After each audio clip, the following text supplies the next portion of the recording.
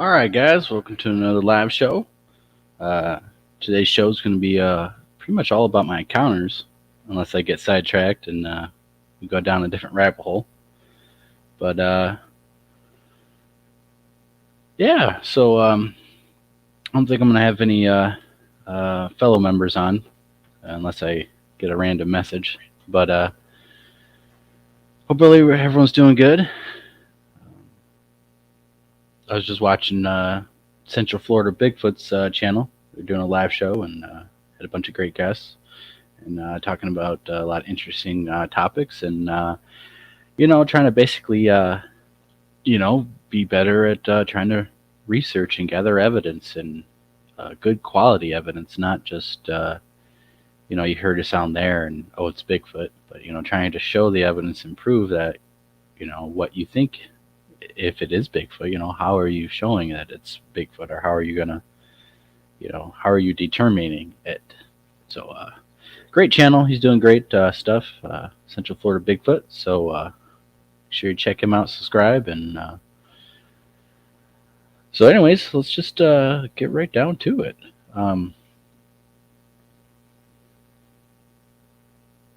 Get out of this for a second.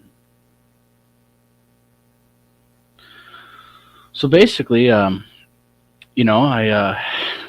started being fascinated in this subject as a young kid.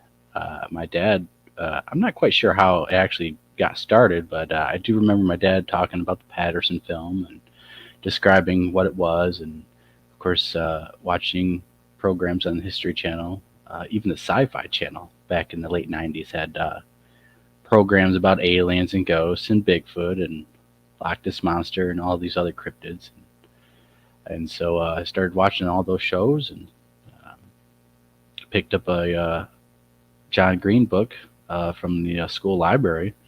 And I checked that thing out more than a dozen times and read all the stories and the story of Ape Canyon, and just fascinated me more and more and more. And so, but I really didn't start actually going into the woods to really research until I was 13. And basically, I would just go out there during the day and at night and just, I mean, don't know what I was doing at that point. I was just trying to go out and see what I could find and hopefully something would happen. And uh, my mom died when I was 13, and so we actually moved to this different piece of property out of the city into the country. And so most of the time, my time was spent in the woods and trying to get over that tragic event. And so I was in the woods a lot. And before my very first encounter at nighttime, there's a lot of little things that happened. A lot of little things like you would hear tree knocks and stuff. Being so young and kind of novice at that, didn't know really what it was. I mean, you could say it was Bigfoot, but um, one day I did come across a amazing footprint that was on this. It was in a mud puddle, but it was on a game trail that I was taking quite often. Basically, the area would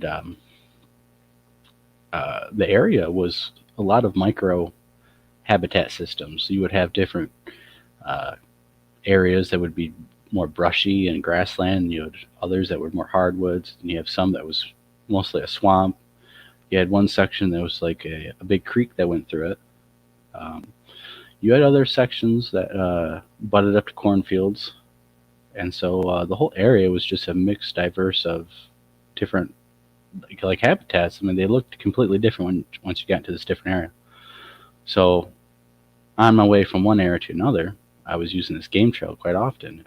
In the middle of it, in this mud puddle, was a footprint, and it wasn't that very big, but it was barefoot, no shoes, good toes, and that finding that really kind of confirmed like, wow, these things kind of are out here and are real. They're not in the Pacific Northwest. They're here in Michigan.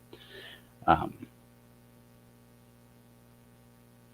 After that, me and my brother, he's 5 years younger than me, and we'd have to wait for the bus stop at the bus stop for the bus in the morning.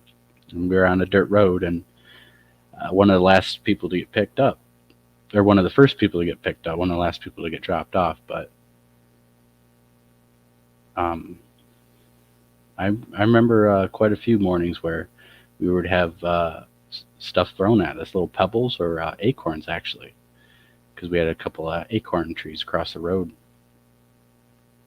Um, it freaked my brother out really bad.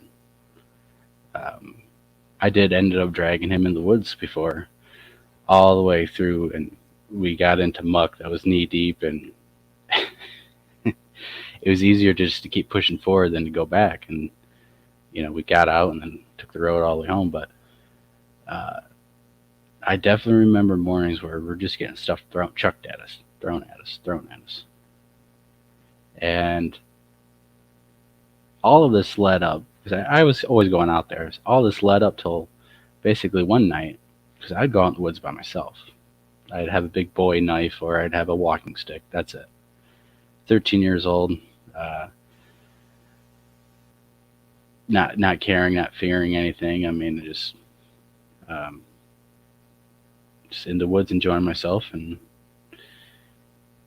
one time when I was beginning my journey and starting out, I would have a set path where I basically would warm up my eyes to the darkness in the side woods on our property, and I would just work that a little bit until my eyes were really adjusted so I could see, and then I would cross the road and hit all these micro habitat systems until I get to the deep, deep woods. Usually I would get to the creek and I'd follow that way into the woods. This particular night, I actually crossed the road, went down the driveway and just crossed the road, and then beginning to parallel the road. And then I would circle up and go around and then go onto the game trail and go deeper. But as I'm paralleling the road, and I just crossed the road from a driveway, so I'm very close to my house. I'm 50 yards from the house when I get into the woods. I probably go another 50 yards paralleling the road in total when I had the encounter. But I walked probably 20 yards, and then I heard something in the side woods making some commotion. And I basically thought, it was a deer. I had jumped hundreds of deer. I've got chased by a skunk in the middle of the night on that property. I've heard turkeys and all sorts of stuff. And usually, they run away, of course. But so, anyways, I keep walking, and I hear it again. And so I think, oh, what the heck? I'm just going to do a low whoop.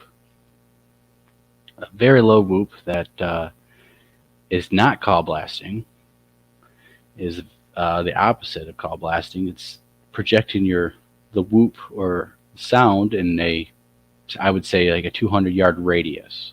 So it's not going to go above and beyond that. So I did a low whoop. I waited a couple, maybe 10, 30 seconds, and I didn't hear nothing. So kept going, probably another 20,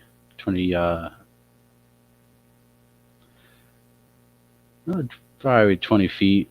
And then all of a sudden I hear this burst of commotion. And I hear, but it sounds like it comes down, because on this particular road, there was on my side of the side was there was a high bank, and it came down to the road.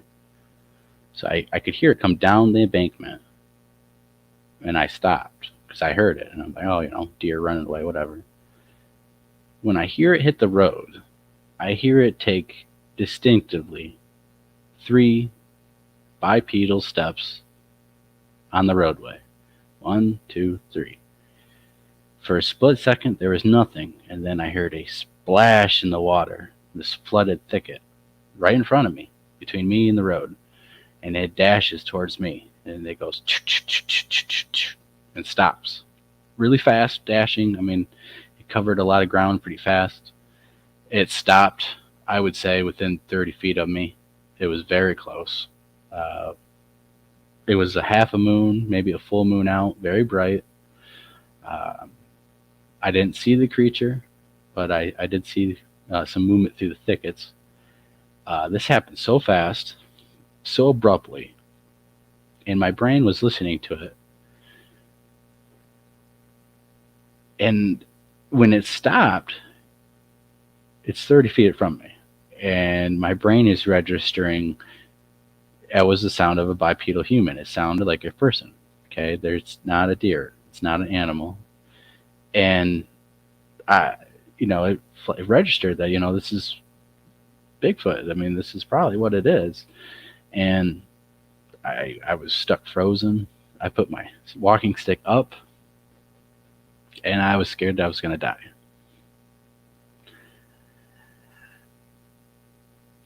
30 seconds go by, nothing happens. A bazillion thoughts, mostly bad, negative, are running through my head. But I set my stick down slowly, and I kind of do this as if I'm trying to show it that I can't really see it. I'm trying to get a better look at it. And then, 2-minute mark happens, and it's like, I need to get back to my house. I'm not that far from my house at all. And so I just decided I got to get out of here. So I turn and I keep walking the way I was going. And at first I was going to go up and around to the road and walk the road down to my house. But, I didn't have a good feeling about that. To me, for some reason, I thought it would be better to walk around in the brush and circle back so I could hear it if it was going to, follow me or something. I circled around and I had my head on a swivel, but I never heard it again, and I made it back to my house. Um, that is what really got me started hardcore into researching and taking this very seriously, because I was as close as anyone should want to get to one at night. And for years I always thought, well, what happened? What was the situation? Why did this happen? At first, my thinking about this situation evolved from maybe at first it's like maybe I tricked a young one, or I somehow it thought I was another Bigfoot coming back when I made the low whoop. But 18 years of research now since then, I'm fairly confident it was probably watching me as soon as I left the house, and especially when I was into the woods, making all sorts of noise walking through the woods. The leaf litter, of course.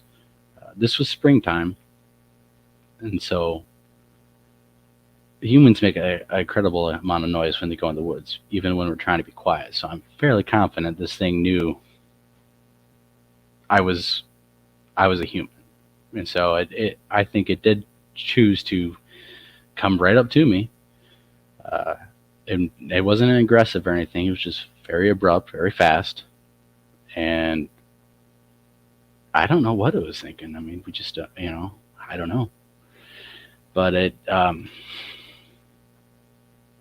it didn't. It just stood there. And so after that, it took me about 2 months to get back in those woods, uh, because it was just real and it was so close to the home, and I was not expecting it. Um,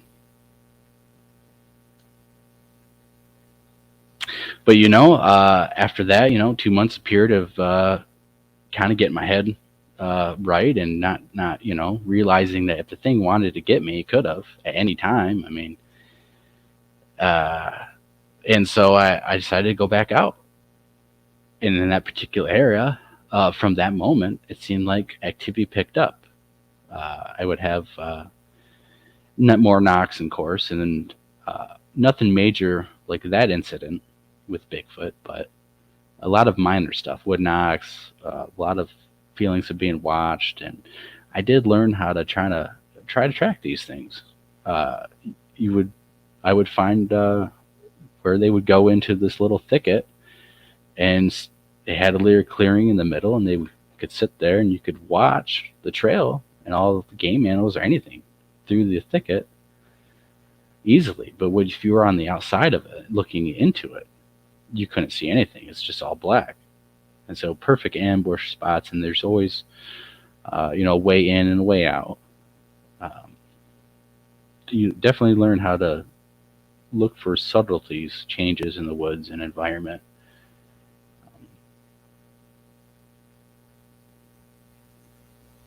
There was one time when I was walking out there, I would go visit this horse. There was a horse in this horse pasture, way in the middle of these woods, which would have been the farthest reaches of the pasture. But I'd go over there, and every once in a while, there'd be this older horse that I would kind of just hang and relax with, because having heard that Bigfoot interacts with horses at that time, I figured, maybe it would help the chances of me having an encounter if I'm out there with the horse in the middle of the night. On the way back one night, for some odd reason, I came to the point where all of a sudden it just, I don't know why or what, but it just felt like I was just surrounded for some crazy, odd reason. I definitely felt like I was hearing some type of noise or movement, but there wasn't really any movement going on. I think it lasted about 30 seconds. I kind of got my bearings and everything straight, and I just got to suck it up and keep going. And so that was my very first real encounter with Sasquatch. And then I had an encounter with the stick man on that piece of property also. I have told that story a number of times. And that thing was, long story short, it was tree peeking at me and my buddy, and very long, very skinny arms, bald, humanoid, naked, no hair, no fur. Its whole arm was no thicker than my wrist. It looked like the rake. This was before the creepypasta. The rake was created. I don't know what it was. I told him, went inside, told my dad. He came out. He did, in fact, witness it. And so then I realized that there's more than just Bigfoot out in the woods of Michigan and probably North America and beyond. You have all these stories of mythical creatures and actual cryptids and monsters, basically, from basically all cultures of the world.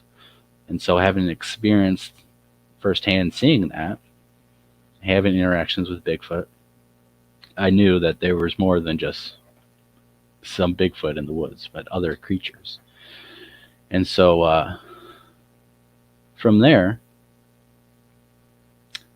I moved out to the west side of the lower Michigan, started researching out there. And it was the first time I really, truly seen glowing eyes. And I would have a fire. Again, we were out in the country, and it was at my grandma's house. And she was an old lady. She had lived there with her late husband by themselves for, I think it was 7 years before we got there. And the only time someone actually went into those woods was during hunting season. The neighbor would lease the property, and he would set up his tree stand, and he would hunt this spot. So no one else was ever going out there, except for when I got there. And then nothing major really happened, major encounter-wise, but little things like knocks and little things like tree manipulation is when I started getting to that, because I did notice, being in the woods all the time, that wow, this is different. This branch wasn't here, or wow, this wasn't like this when I first got here. These trees, this path wasn't, pushed in and not clear. But the first time seeing red eye shine, or self-illuminating red eyes, was I was having a fire in the backyard, and I happened just to look up, and there is two sets of eyes, I would say 8, 9, maybe 10 feet off the ground, looking at me. And I didn't know what to think. And so I did get up. I did try to go over there and look at him, and they just disappeared. Went back to the fire, came back. I would say maybe 10, 15 minutes later, again, same spot. They're right there. And, every time I went closer to it, they would just disappear. Nothing would happen. Well, I went to another area close by, and I thought I found a footprint. So I kept going back to this area. And eventually, I was trying to follow this creek into this really thick section of woods. But instead of going down the creek, I decided, you know what, I'm just going to try to go around and bust in through it. And when I say I had to bust into it, it was like busting through some walls. I mean, it was so thick. There were so many vines. Everything was, when I busted through, I made a huge path. But when I got into there, I found that the creek actually did a horseshoe, and at the bend, it was like the embankment and cove, I'd say like a little cove. It was like a little area pushed up in there with a deer carcass right there, very fresh. No indication of how it died, but what was interesting was partial prints next to them. And when finding that, I honestly kind of got a little scared, because I just broke a huge hole through the middle of this thicket, and now I'm right here next to this, looked like a feeding spot on the long side of a creek. And it's probably not a good idea. And so I got out of the area, but I did eventually, have more knocks and stuff, which is, I don't consider them true encounters, because it's not, I don't know, it's just not, in your face, real. You could say, wow, that was a real encounter. A tree knock could be multiple things. Very odd that tree knocks happen in certain circumstances, but sometimes, trees do expand, they pop, they break, things fall. There's a lot of things in nature we just don't know and can't explain. So that's why I don't consider every single tree knock or little thing like that an actual encounter. So anyways, moving on from there.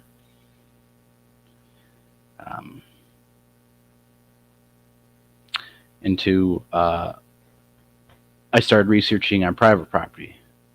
And basically the story is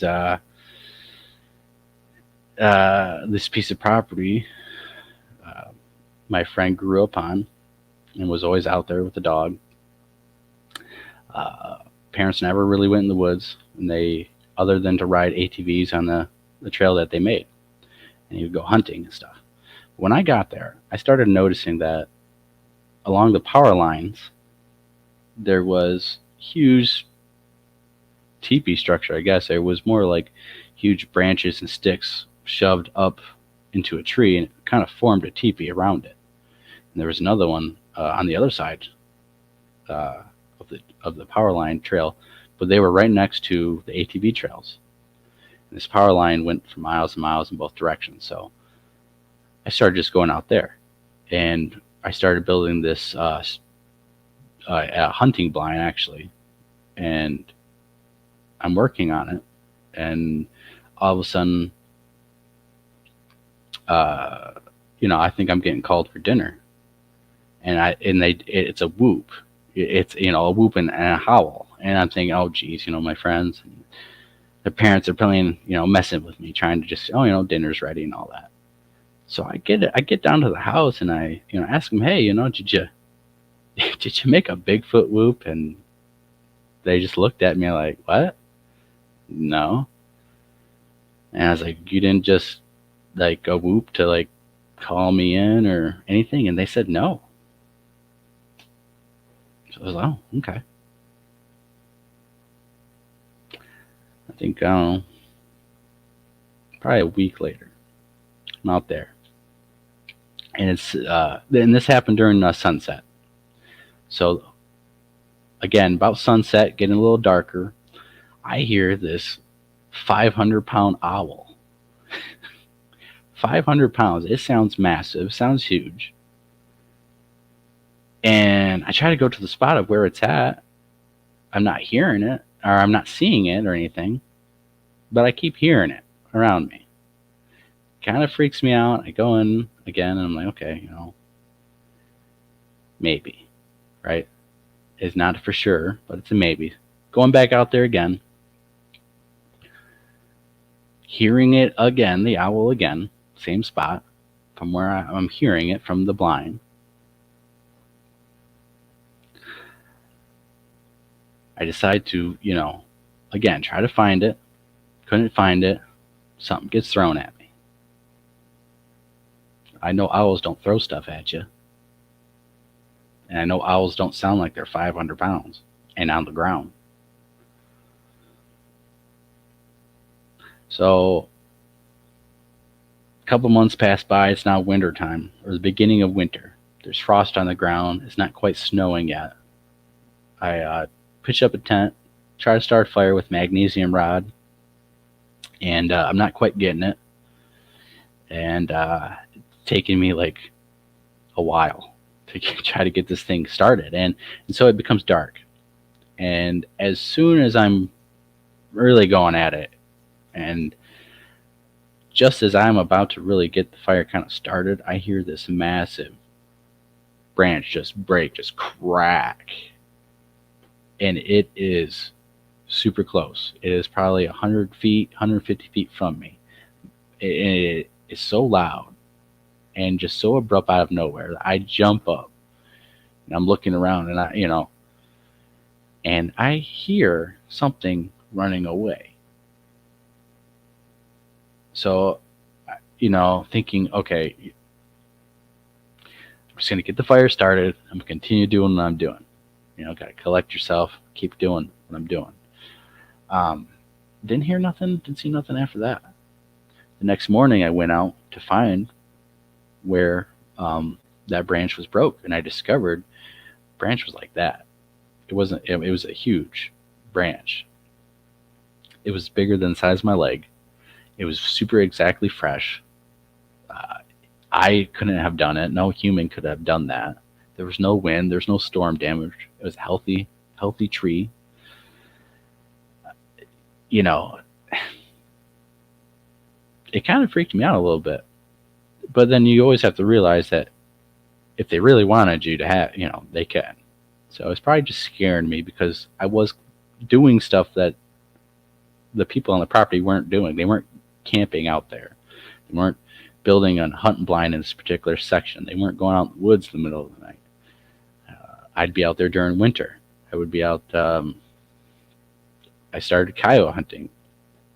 I started varmint hunting. I started shooting possums on the because they were getting in the garbage and stuff, raccoons and stuff. So, like most property owners and stuff, they would, take care of the nuisance animals. And so I started beginning to hunt at night and have hunting lights. This particular night, I shot at a possum. My rifle scope was for 200 yards. He was 10 yards out. I just missed him, I guess. I don't know how, but whatever. I hear the neighbor yell at me, and I hear him yell at me again, and I'm thinking, why is he yelling at me? It's the middle of the country. I'm coyote hunting. It's all legal. It, and then the third time, I realized that it's not the neighbor. He's not speaking English. It sounds like a male man who's talking in caveman mumbling. He's yelling at me.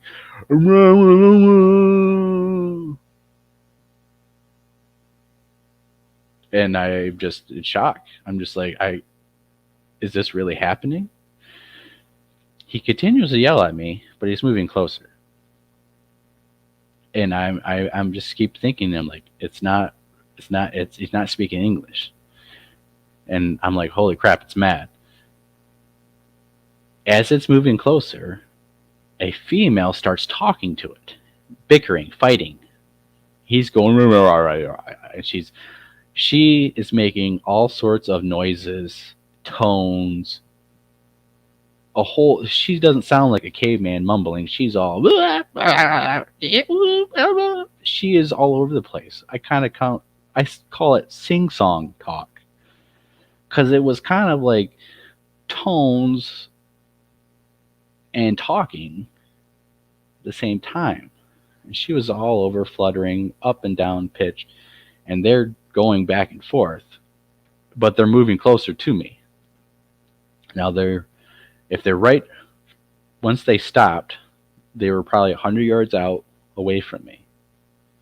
Now they're in between a house. They're actually 4 houses. So the house I'm at, house across the street, they're in between that house and another house, and they walk towards me between another house and where I'm at in this woods. And he's yelling, and they're just being loud, and they have no care that there's houses right there. There's people right there. I made it mad for whatever reason, and it really felt human. I knew it was a male, just like I instantly knew it was a female. It was a feminine tone, feminine type of a voice. It very human-like, because I instantly, subconsciously recognized that, like, why is the neighbor yelling at me? Why is the neighbor mad?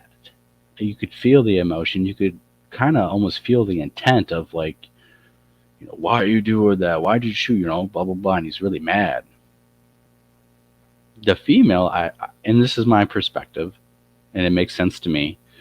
The female is bickering to him like a married couple, because he's probably gonna go teach me a lesson or something, and she's telling him, "Don't be stupid." He has a gun.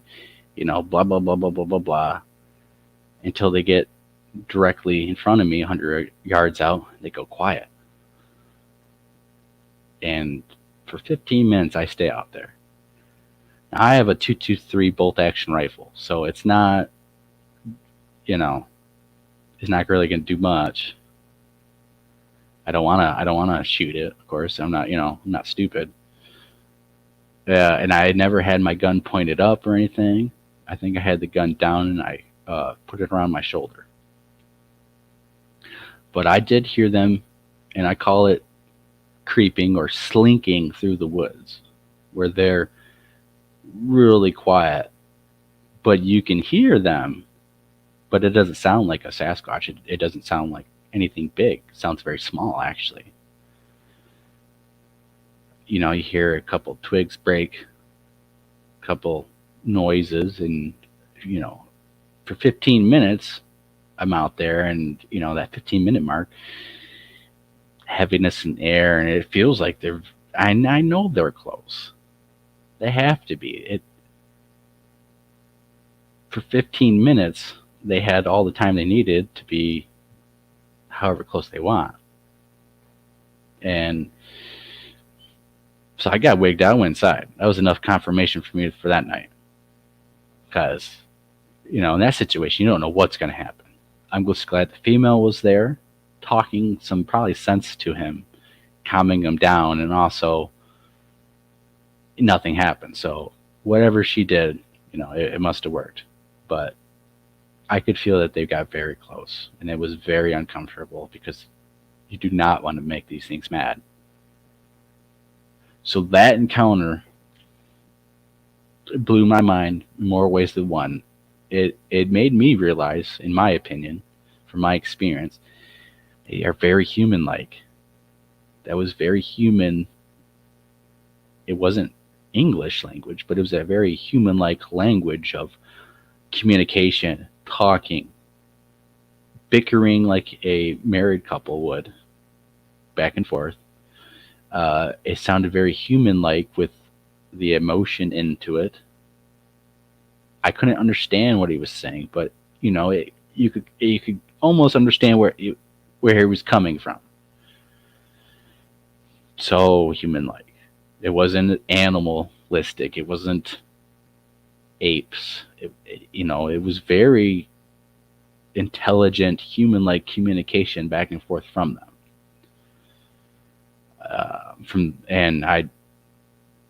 It was just confirmation to me that they are definitely well above apes in intellectual capabilities and language.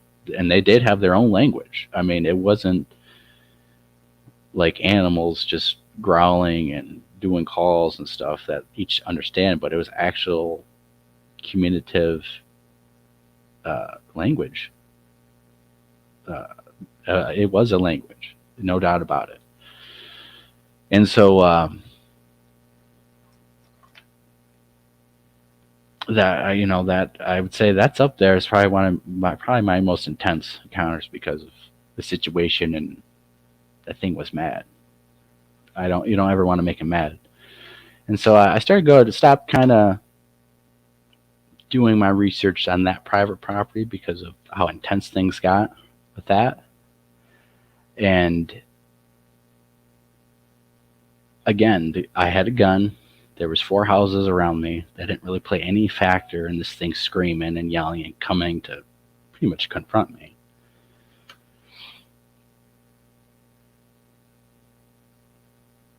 I did go out in the woods and continue to hunt coyotes after that on that piece of property.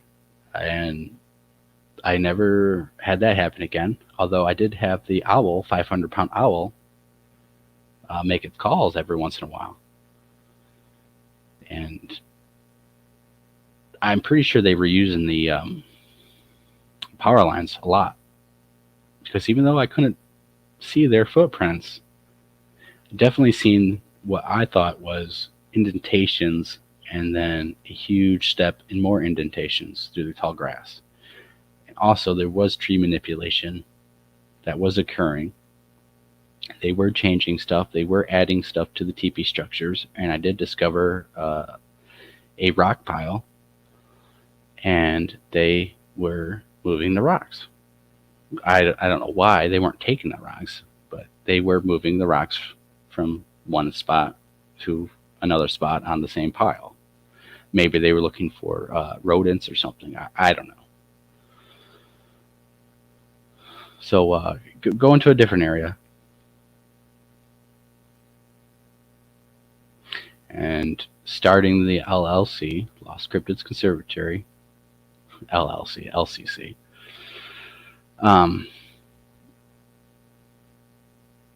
I started it because I had evidence and stuff on a cell phone that got water damage, and I lost everything. And I never posted anything online. I was always just doing research by myself, and so that once that happened, it was just like, I got to have a place to store stuff, and so I decided to just start a YouTube channel. Might as well start showing people. Crypto reality. I started watching crypto reality, and it really got me pumped up because this guy's Mark's getting these shots of these faces in the woods, and then they're real deal good stuff. He's getting interaction through giving them apples. He got them on film, right, really close next to him. There's a famous one. I think it it shows an eyeball. I mean, it's really close. It's literally in a thicket. Like I think it's 10 feet from them or something. But huge, just eyeball. It doesn't look friendly. It doesn't look happy. Um, so seeing all that really pumped me up, and it really made me want to get evidence, but also show evidence, and not just keep it to myself and just keep it hidden, because it doesn't do anyone any good. So I started the YouTube channel to show everyone what I was doing, what I was getting, if I got anything, and to have a place to put evidence and to put stuff that wasn't really going to get, destroyed or lost. And so I started going out, started making the videos. And I think we got a 150 something, or close to 160 videos now. And in the first couple of videos, I started showing tree structures and tree manipulation and trying to document changes in this particular area, because I kept going out there all the time.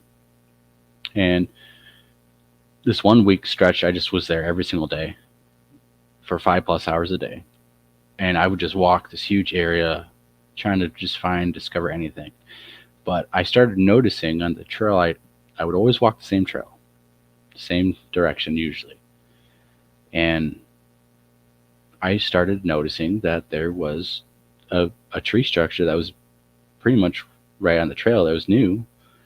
And I kept coming back to it, and there'd be changes to it. And what really caught my eye was you have a bunch of maple and oak trees in this area. So there's a maple and oak trees. It's in this structure. One time I walked in there, and there is a pine tree branch shoved in the middle of all of it. But there's no pine trees anywhere in the area. I mean, you're talking, like 500 yards away, there's pine trees. But there's no pine trees in that particular area. And so that was confirmation to me that, wow, they are definitely, and it seemed to me that it was for me to notice, because I was snapping pictures of all these structures and trying to look. I should take a step back and trying to look at the details of structures and manipulation, because anyone can go out in the woods and take a picture of some trees and stuff that looks really awesome, but it's nothing. It's just natural nature, deadfall, storm damage, whatever. Anyone can do that. It's not that hard. You go out in the woods and you look. You could spot 100 different structures that look like structures or whatever. That doesn't mean that that's what it really is. And so I would really study the details and determine if this particular tree branch came from this area. Is it stuck in the ground, or did it grow from the ground? Did it fall like that? And so from the way I go about it is, you try to determine if it was nature or not. And if you can see if, it fell from that tree, this tree is pushed over, but it's growing in the ground, it's probably storm damage. There's nothing jumping out that says unnatural. Now, when you get to that pine tree branch that's shoved in the middle of all this oak and maple, there's no pine trees around. Now, see, that's a little different. You start seeing that there's huge standing trees that are not that big, that thick, pulled out of the ground with no indication of where it was. There's no hole in the ground right there. It doesn't even look like it's from the area, but it's placed in a structure. You have ones that are hanging horizontally in a spot where, again, you can't find where that broke off. You can't determine if it was from the ground in the area. You have things that branches and stuff that are completely wrapped around and tangled and twisted and locked into place that could not have fell like that. And again, you trying to make sure that the top of the tree didn't blew apart, and this is just all from it. If it looks like that, I just dismiss it. It's not good enough. And it could be very well Bigfoot just picks up stuff and just put it right there from the storm damage. and I'm just saying it's storm damage. Well, it's not good enough for me to say anything else, and it's probably not good enough for it to be real evidence. But if you really look at the details of a tree structure and really determine and not deceive yourself and not trick yourself and not say, well, it looks good, but there's some red flags, but maybe. No. If you want real deal stuff, you gotta find that the stuff doesn't belong in the area. It didn't fall from the tree above it. You know, it you gotta really look at it and not just claim tree structure. I could take 1,000 pictures tomorrow and say this is all tree structures, and I bet a majority of people would be like, "Well, yeah, for sure, oh yeah." But I know for a fact, if I looked at them and really detailed them, that they're real or they're not real. Or I don't, if I was lazy, just do it and don't even check, don't even say anything, just post it as evidence. That is just totally wrong. That's not research. That's not helping yourself. That's deception. You're lying to yourself, and you're kind of hoaxing stuff. Especially if oh yeah, it just looks cool, and you're presenting it as Bigfoot evidence. That is kind of hoaxing. You're presenting false evidence that you knowingly know it's not holding up to the standards as it should. So I have a whole system of looking at stuff. And no, I don't look at every single thing that looks like a tree structure in the woods. I don't got the time. I got other stuff to do when I'm in the woods, especially scouting in areas and stuff. But I do know that you never know until you really look at stuff. Because I had members point out stuff, and point stuff after stuff after stuff, to a point where it's like, I don't really want to go look at it because I've just looked at 10 others that were just completely nothing. But sometimes, you do look at it and all of a sudden, wow, yeah, you got one. It looks legit. It looks like, there's no root ball, there's no hole, there's no nothing.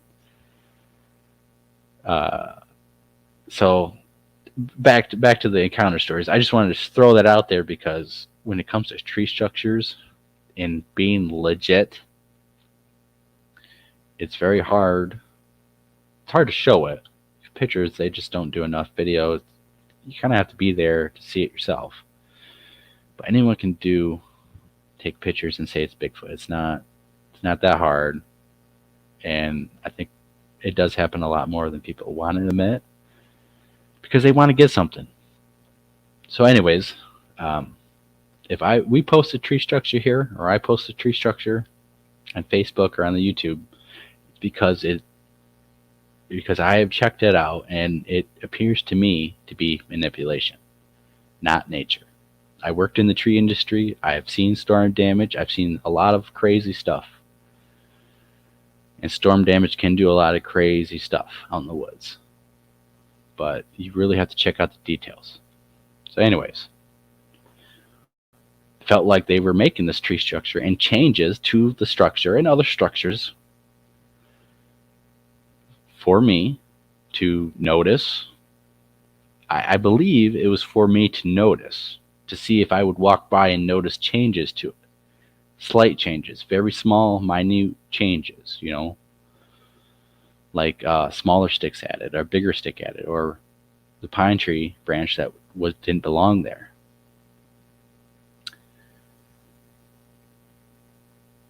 And I got videos of this stuff. Some short videos, some of them are long videos where, I'm scouting the area and then I show it.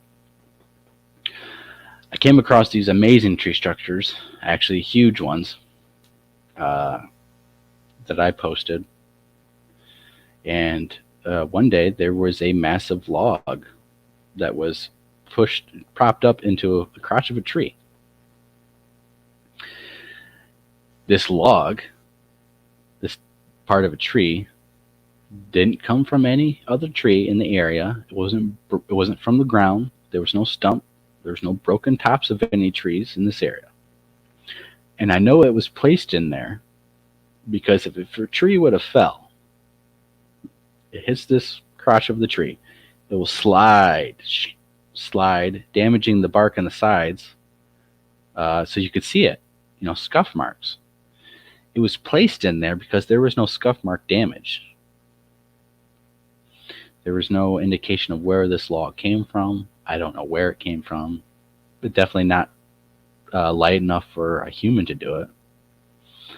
And it was in this other spot of these other tree structures. And I started going there and filming, and then one day it was there. And I really started filming it, and I started going to this area, and I called it the nest area, because it was where I thought they might be hanging out. Not an actual nest area, but just where they're hanging out. And hunting season comes around, and I'm hunting small game, so I'm using 22. And I decided, I'm going to go to the spot and just sit there and hunt and see what happens. And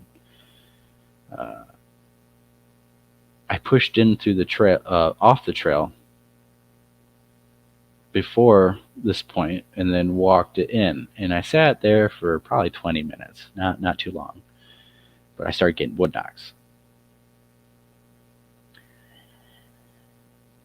And so I'm thinking, okay, I'm getting wood knocks in this area, and I was getting multiple wood knocks, and they're in different spots. I'm like, okay, maybe they don't want me here, whatever. I'm gonna go move to a different spot, because I felt that's where they were hanging out, and I really didn't want to push them too much, especially if they were announcing themselves or trying to let me know. I don't know. I just felt it was probably good to get out of the area. I'm trying to build a relationship with this particular group, and it's going on 7 years now. And so another day goes on. I'm still hunting. I'm out there hunting, and I start crossing the creek in winter, and start doing this because I'm trying to get into these spots that people aren't going, especially in winter. And I'm layered up, and yeah, I'm going crossing the creek. My boots and everything's getting wet. And as long as I kept moving and marching and not sitting for too long, I wouldn't really freeze, and everything would actually, it would be all iced over. But on the inside, with all my layers, it actually wouldn't be too bad, and I could keep going. I would be out in the woods in the middle of winter for 5+ hours, 8 hours a day, getting wet, continuing to move miles and miles. I got to this particular spot. I couldn't cross the creek because the creek is way too deep. I don't want to get wet, and there's no logs for me to cross. On the other side, I start hearing this knocking. Tap, tap, tap. Tap. I pull out my cell phone at the time, and I record it. And this video is on here. It is under the 2019 Bigfoot evidence. You can look at that video. It's going to be the first clip. It's going to be during winter, and I actually make a click with my mouth, and it responds, tap tap. And so I figured, that's where they're hanging out, because I was trying to figure out where are they hanging out during winter. I'm not finding any tracks, but I'm getting interaction, but I'm not finding tracks. So what are they doing in winter? How come I can't find the tracks?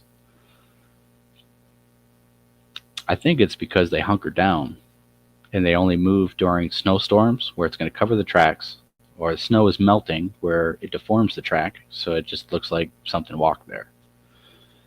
If they gather enough food, they can store it. It's not going to go bad. It's frozen.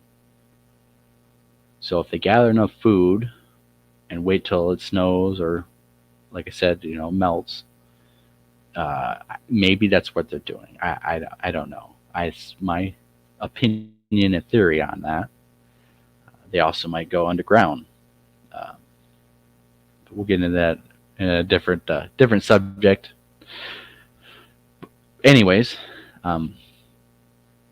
winter gets over with, springtime rolls around. I start going out there more and more. finding different structures,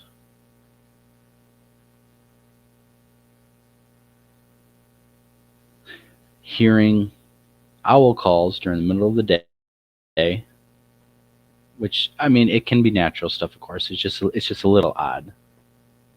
But what's more odd is I've never really heard this.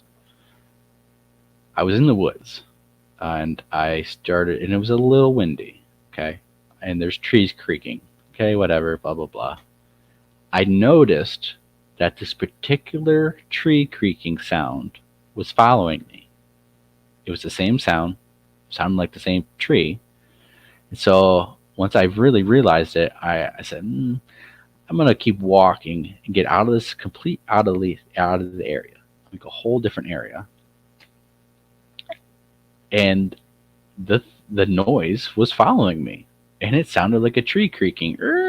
That was a very poor job, but the point is, it was following me, and the only reason I noticed it is because I heard the sound of the tree creaking, but there was no wind at that moment.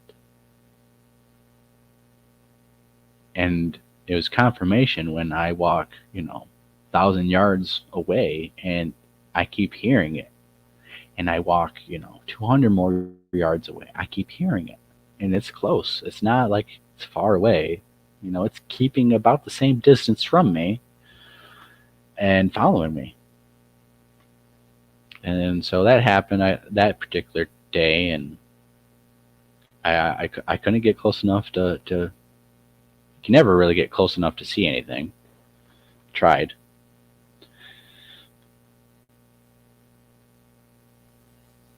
So I eventually purchased the GoPro Hero 7, and started filming with that, going out in swamps, a lot more. You know, going into a swamp that's knee deep in muck and water and stuff, and just doing it, and getting into some crazy spots where only probably hunters go. Honestly, if they're really hardcore and feel like dragging a deer out of that. But starting to go into these spots, and they just look just primeval. I mean, primordial, and just noticing the amount of edible plants and stuff there really is out there, and swamp habitat. Humans just don't live in the swamps like that, and so I do think they definitely are in swamps, especially during summer. That helps keep them cool. There's a lot of edible plants in a swamp. And people have always had superstitions about swamps. So people have always kind of stayed clear of swamps. And, and these creatures are definitely in places where humans just don't go. And they observe where humans don't go, and they live there. And they can survive there and thrive there, no problem. And you hear stories of them laying down and sleeping in water, sleeping in swamps. And I did find tracks out there. They weren't tracks; they were human impressions in the muck that had 6-foot stride length to the next one, to the next one.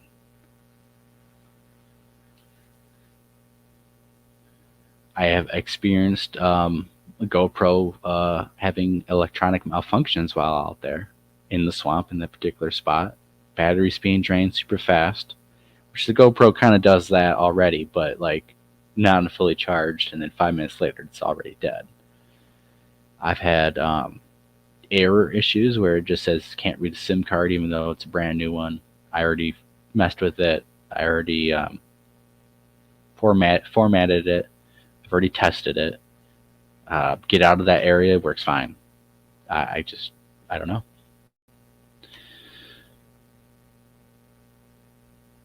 Another time I'm out there researching, and this is all not like, this is spread out. This, so I go out there one time. I'm out there all day, nothing happens. On the way back out this particular trail, I hear very abruptly 4 tree knocks. And if I was in the middle of a square, on all corners of that square, I would say, 50 to 100 yards out, four knocks on all four corners of me. Hmm. And I'm thinking, man, today was such a bust. There's nothing happened. I didn't really find anything. Nothing really piqued my interest. Um, I think I was kind of a little annoyed and stuff that just, I guess it wasn't a very fun trip in the woods that particular time. But on the way out, those four knocks, bam, bam, bam, bam, four different individuals, and I presume they must have been following me. And that by this time, this is a couple years in. Uh, um, During hunting season and stuff, I would always wear the same hunting cap, orange cap, and I would always bring the same book bag in. Uh, During the fall, I would always wear my lucky blue jean jacket, which has been on practically a lot of adventures and has been on. I've been wearing it and had a lot of encounters, so it was kind of my lucky jacket. So I would wear this stuff and I walk the same trail in, so they would recognize me and hopefully be stationed to where they're watching the trail. And I already believed that if they were stationed to watch the trail, people coming onto the trail, and if they could recognize me by wearing the same stuff, that they would, and they would get used to me. And then it seems like it worked because activity would pick up, and that was pretty. I mean, four knocks all around you. I mean, that's pretty intense for most people, I would think. I mean, having close encounters and being yelled at, it takes a lot to get to that level of being kind of shaken.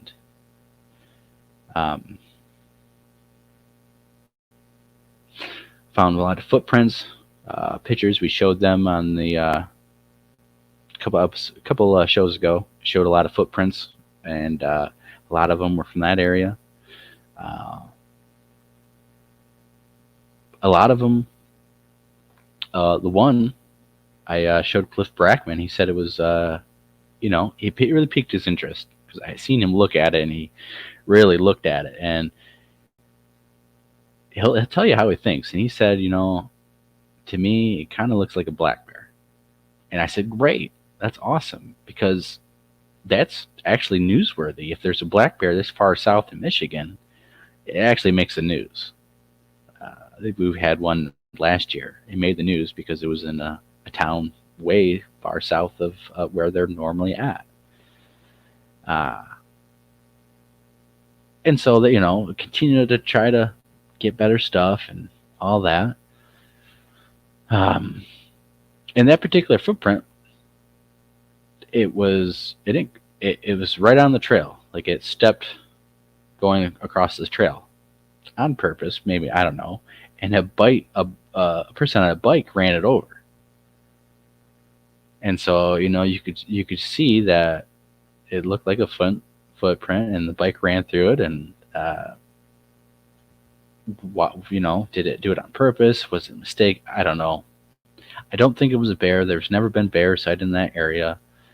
I've been out there, never seen no bear tracks, never heard a bear, never seen nothing like that.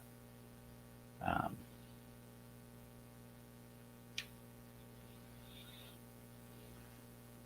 but one particular time, I was on this other section of this woods, and I noticed that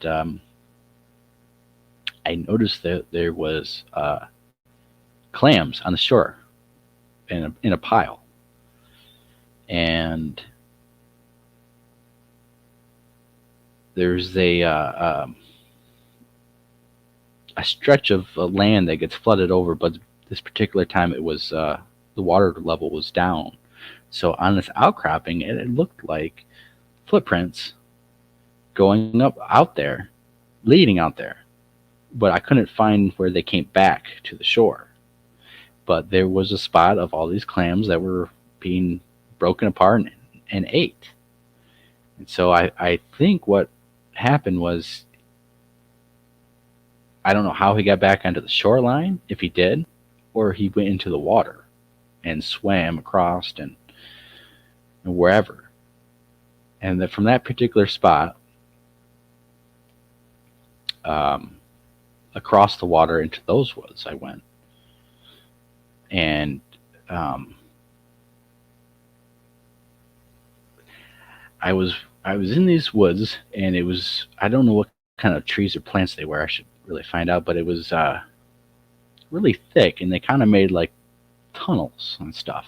And when I was really in there, and it kind of felt like this is just a maze of tunnels, and I really probably shouldn't really be in here because it's super confined, and if you turn around a bend, and there could be anything right there next to you. So that was a particular hot, interesting spot.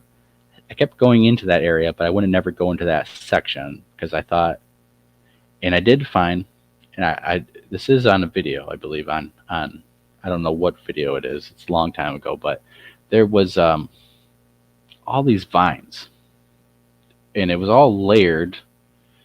A big hole in the middle where I could get up and fit into there and lay down, and I would be pretty hidden. Now, it's not protecting you from the elements, certainly not. But if you're in there and someone was in the woods and maybe seen that from a distance, just a bunch of massive vines and foliage and dark spot. But you could easily, but it definitely looked like something was laying down in there, and I could easily fit in there if I wanted to. Couldn't find no hairs. I tried. Um, so going back to that particular area again, walking on the trail, nothing's happening and stuff, and in my head again, I'm thinking, man, I wish something would have just happened. This is kind of a bust. Um, all of a sudden, I'm walking back on the trail I walked, and there's a pine tree branch. It's not that big, it's a little branch with three pronged out, so it's probably like this big overall. It's not that big. It's in the middle of the trail. I'm thinking, okay, that's weird. Now there are pine trees and stuff all right there. It's healthy. Didn't look like it been there. It was right. It didn't look like it was broken on top of a tree, dead for a while, and then fell off. It looked very fresh. And for whatever reason, I'm like, okay, I get down there and I look, and there's a piece of hair in there, long human strand of hair, and I'm freaking out because it's like, well, I'm not really prepared to grab a hair right now, but I do have bags on me. I try to get the hair, it falls, and I could never find it. I kicked myself in the butt so hard. I was so disappointed in myself. Now, I don't know if it was a legit Bigfoot. I don't know. But it was just very weird that this appeared in the middle of the trail on the way back, and there was a long, human like silver hair. I really wish I could have grabbed that. I really wish I didn't drop that. I was so disappointed in myself. I don't know. So after that,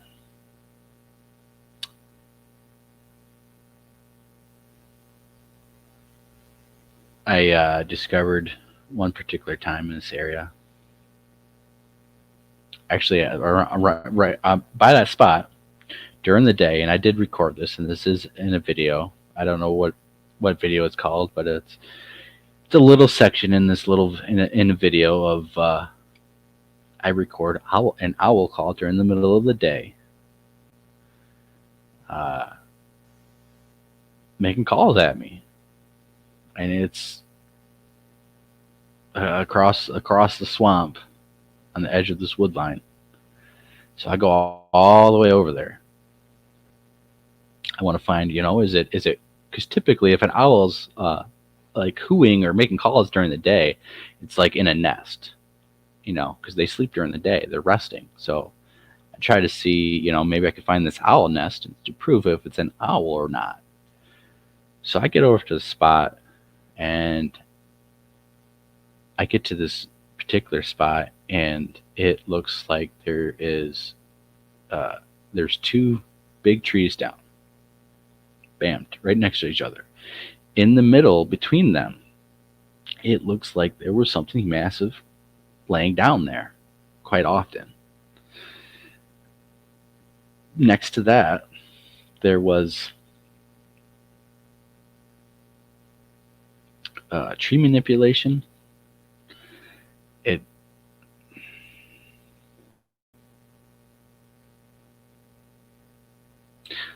There was a pine tree branch, fresh pine tree branch, in the middle, sitting right there.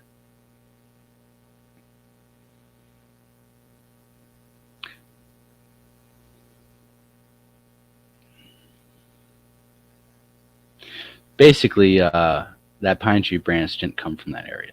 It came from across the swamp to where I was at on the other side.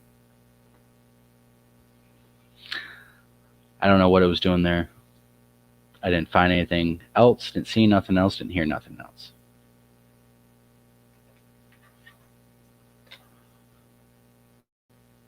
So start, having formed the LLC and having met other people, and I started going out with James, who's been on the show. He's on the last show last Thursday. The Caller Kid. I started going out with him in this particular spot area. And the third time we went out there, we had a lot of action. We actually talked about this last show. The day before we went out there and had this amazing day of full activity. Day before, I go into this area.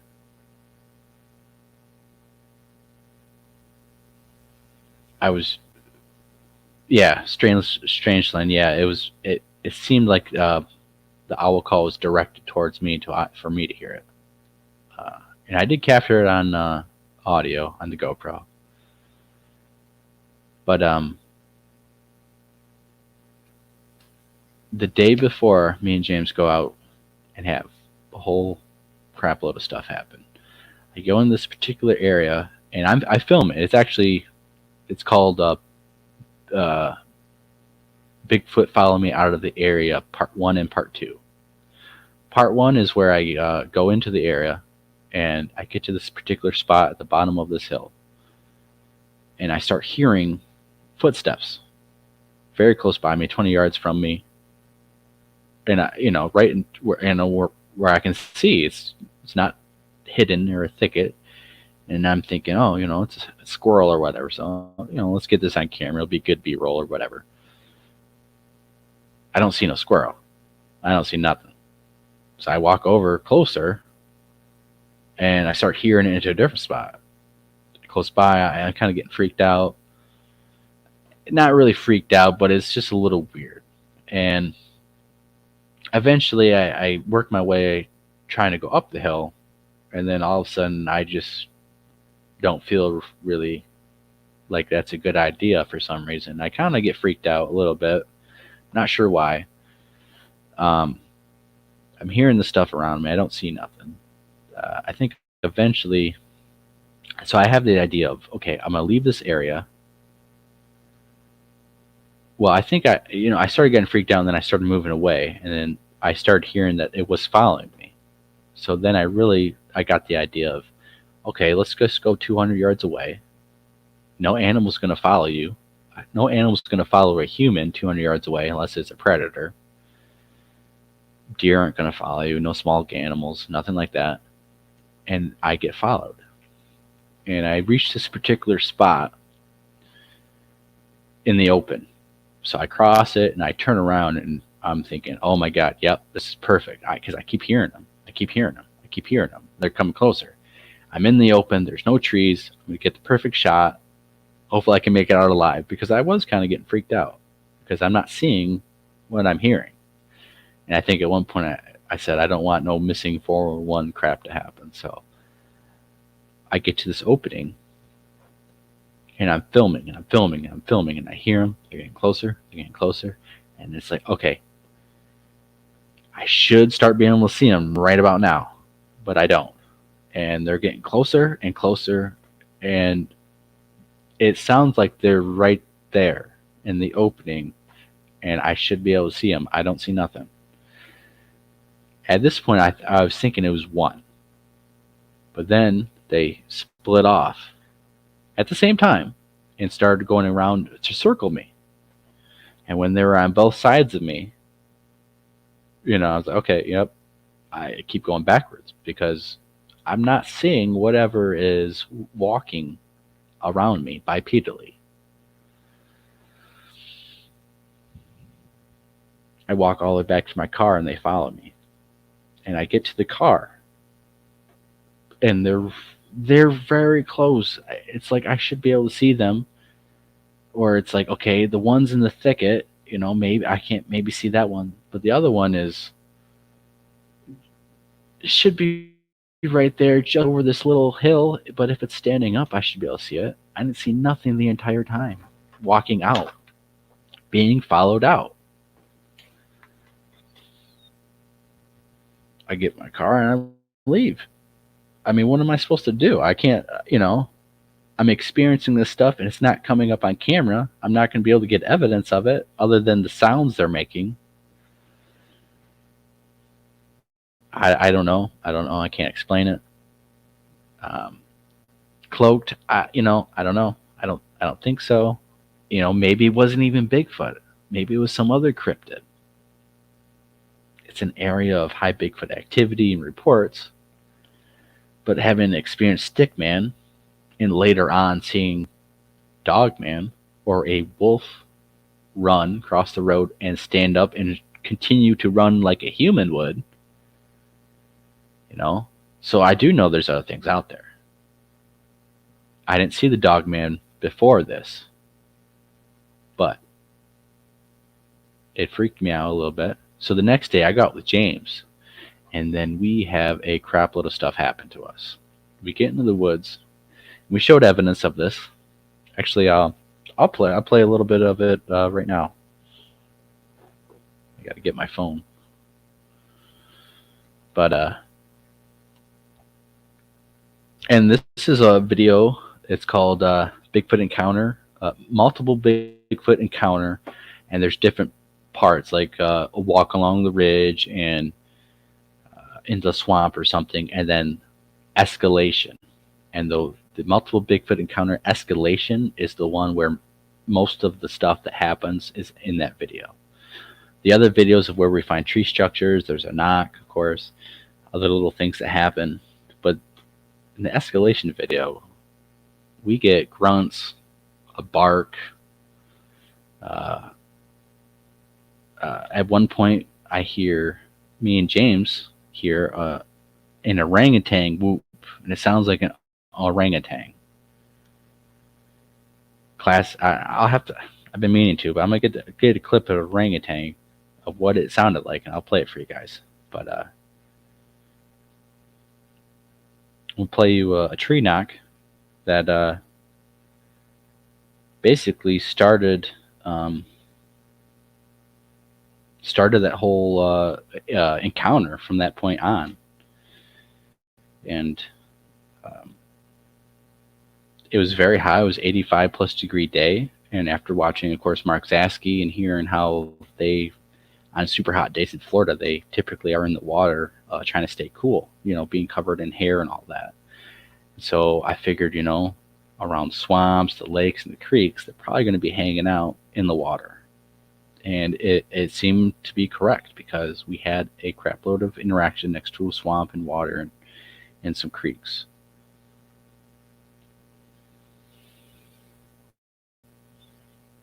So here's a knock that first started everything off. Well, there's a big pile of mess. They could have flipped around and stuff. Yeah. Well, there's a big pile of mess. They could have flipped around and stuff. Yeah. Well, there's a big pile of mess. They could have flipped around and stuff. Yeah. Yeah. Did you hear that? Yeah. I said, yeah, we just got a wood knock. And then, so we continue on, and we start having all this interaction and bark, grunt. And I asked James, and it's on video. I was like, "You hear that? What'd you hear? What did it sound like to you?" He's like, "Sounds like oh, oh," and that's what it was. Um, I had to try to boost the audio on some of it because it was harder to hear, but it is there. And we actually, at the climax of everything, we had something thrown at us. And this was after that orangutan whoop, and it was on top of a ridge. And as we're working our way on the bottom of the ridge, paralleling it, uh, and we're hearing stuff on all sides of us. So we're thinking that there's multiple ones,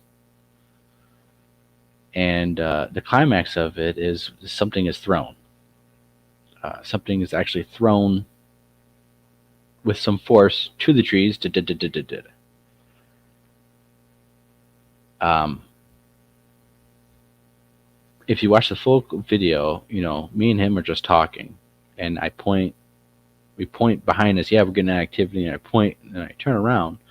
I have the camera facing us, and something is thrown, blah, blah, blah, and I try to film where it was coming from or where it was thrown, and so we'll play that real quick. Right behind us. Yep. Oh wait.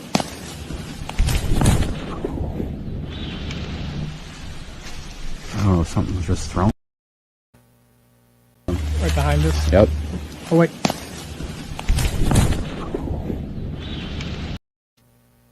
Right behind us. Yep. Oh wait. Right behind us. Yep. Oh wait.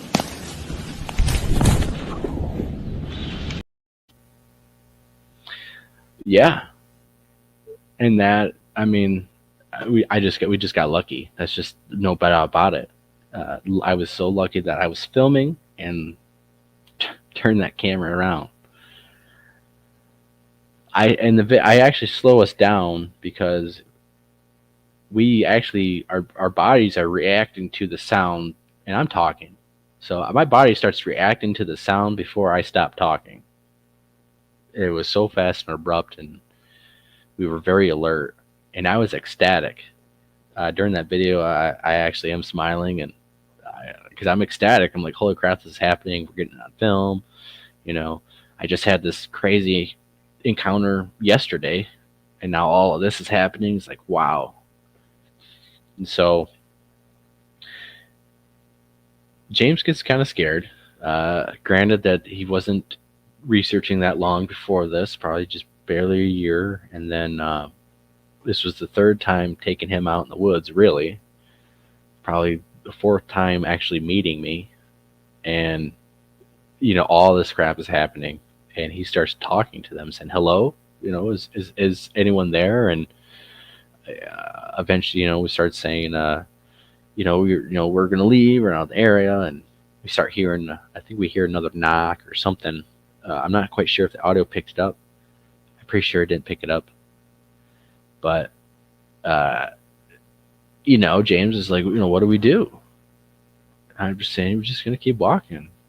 Just keep doing what we're doing. I mean, they're not attacking us. They're just, I think, trying to scare us, trying to see how we are going to react to what they're doing. They obviously know why we're there, what we're doing, why we're taking pictures of certain stuff, why we're, trying to film and have this interaction and try to go to where the noises are. And so we eventually, I make the decision. I think, that's probably enough for today.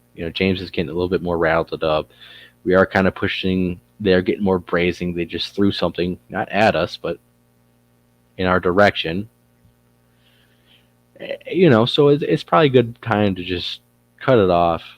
We don't want any bad interaction to happen. That was intense. I mean, if for someone who's never been in Bigfooting and all that, to just walk in the woods and experience all that, I could see how that is very scary, life changing. I can see that easily. I just think I'm kind of used to being in the woods and just having things around me, and just you know they haven't got me yet. So, but I think it's only because there's certain individuals in certain areas where they're a little bit more patient, a little bit more emotionally in control of themselves, and they don't want 100 searchers in the area looking for the missing people and discover them and their families. It doesn't do anything good. Also, I think they've learned from interacting with Native Americans, and is when they start kidnapping women and children or anyone, people get mad. People come in the woods with a lot of people with weapons, and there has been plenty of stories all over America with different tribes and different languages and different cultures saying that, you know what, we just had enough of it. They were stealing our kids and women, and we, went to war, and we drove them in caves. We lit the caves on fire. We shot them with arrows. We stopped trading with them because some native tribes would trade baskets with the Bigfoot, and then the Bigfoot, and these were big baskets, Bigfoot sized baskets. Some Bigfoot would then go and kidnap kids and throw them in the basket. And so those native tribes said, enough's enough. They stopped trading with them. They went to war with them. Or they just stopped interacting completely with them. So there's a whole... And so basically, I think they understand what happens when they take people and people have had enough. Now you go into the modern era with... Now we have guns and stuff, and we're even more deadly and efficient than bows and arrows and stone weapons. I think they understand that. I think they understand what could potentially happen. But that doesn't stop some individuals or family groups from getting away with it and thinking that it's okay because they got away from it, got away with it. That's probably why you have clusters of missing people, is because that particular group or area, they just got away with it every single time, and so they just do it. It's a learned behavior that they think they can get away with. While others, they don't want to take that chance.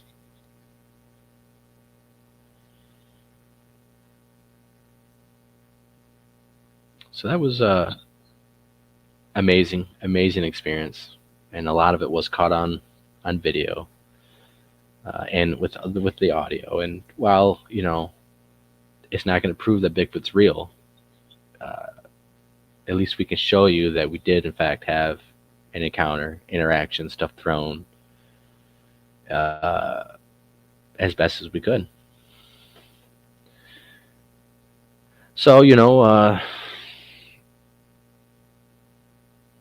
see.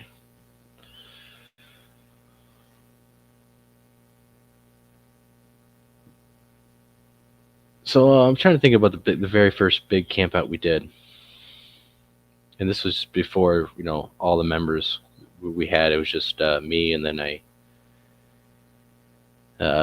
included another person who is not a part of the group anymore.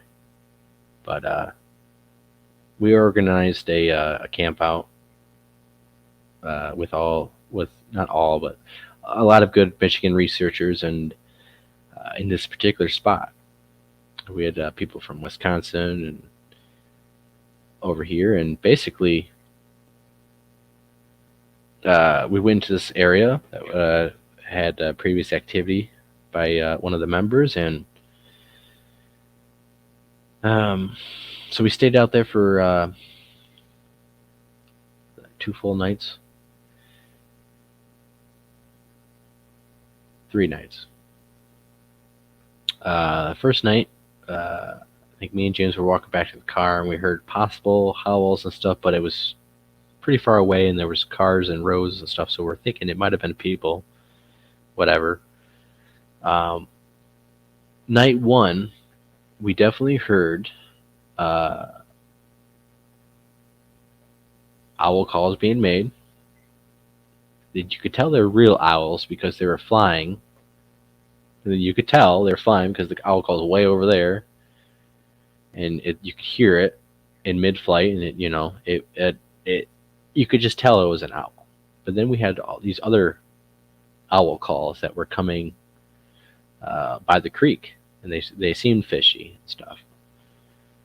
We heard that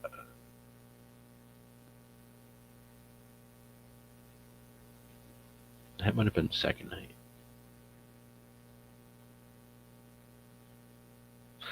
I think we tried to go out and stuff. We heard, yeah, okay. So we definitely did hear stuff in the water that first night. We definitely we're hearing stuff around camp. But the second night, I think we took the thermal out there, and pretty much it was kind of like, yeah, you guys want to use the thermal, here you go, without any instructions and knowing how to do anything. But the thermal worked great, amazingly stuff, and we actually got some thermal hits. We were not able to record because I didn't have time to study how to do it, and while I was trying to push the record button and stuff, it was just taking pictures, not video. But I did actually see a silhouette of a humanoid figure, Sasquatch, in the thermal. Two different hits. First time I seen it, if you ever look through a thermal, as far as the thermal can see before it gets all mushed up and pixelated with that effect, I seen a humanoid come on out and then go back in. Like it was, as far as the thermal can reach, it came out a little bit and went back into the cloud of pixelization and all that. Another former member, actually had seen it walking closer, seen its head and stuff, and it freaked him out enough that he gave me the thermal and went back to the camp to go sit down and get his head collected. We're not too far. I think we were actually 50 yards from camp, so it wasn't that far. I get the thermal again, and we're hearing stuff, and we got some people trying to antagonize it through, or trying to get a reaction through foot stomps and calls, and it didn't really work. But what I seen, the second thermal hit I seen was, I seen this pine tree, bottom of this pine tree that was dead. So it didn't have any green needles, but it still had the branches and stuff. So I seen what it looked like, something standing behind it, and fur that was like if you ever seen grass blowing in the wind and stuff, it looked like it was doing that, but it was behind this thing and it was moving. And it stepped behind this tree, and I didn't see it, and then it stepped and it was moving, and then I see it go backwards and cross behind these trees, and I couldn't see it no more. The next day we went out there to the next morning I went out there by myself to scout around like I always do. I usually always get up and take a nice walk by myself, and I wanted to see where this thing was, if I could find any tracks, any evidence of anything. But I did find the tree where it was behind, and I seen the three trees of where it hid behind, and I realized you get behind these trees and just went backwards into a different spot. It was almost like it knew I could see it. Now, thermal doesn't give off any IR light, doesn't project anything out, so there's no way that the Sasquatch could know how close it could get without me seeing it in a thermal. There's just absolutely no way. But it was acting like, like it could tell, when we could see it or when we could not see it. I don't know. Maybe they're just already act like that no matter what. Even if you can or cannot see them, they just act like, you might be able to see it. We discovered the spot where they were at, and it was actually right next to the spot where the other member had seen it in the thermal. And that particular area, it was nice and open right here, so there was a lot of place where it could once it got behind these trees, a lot of room to go wherever. And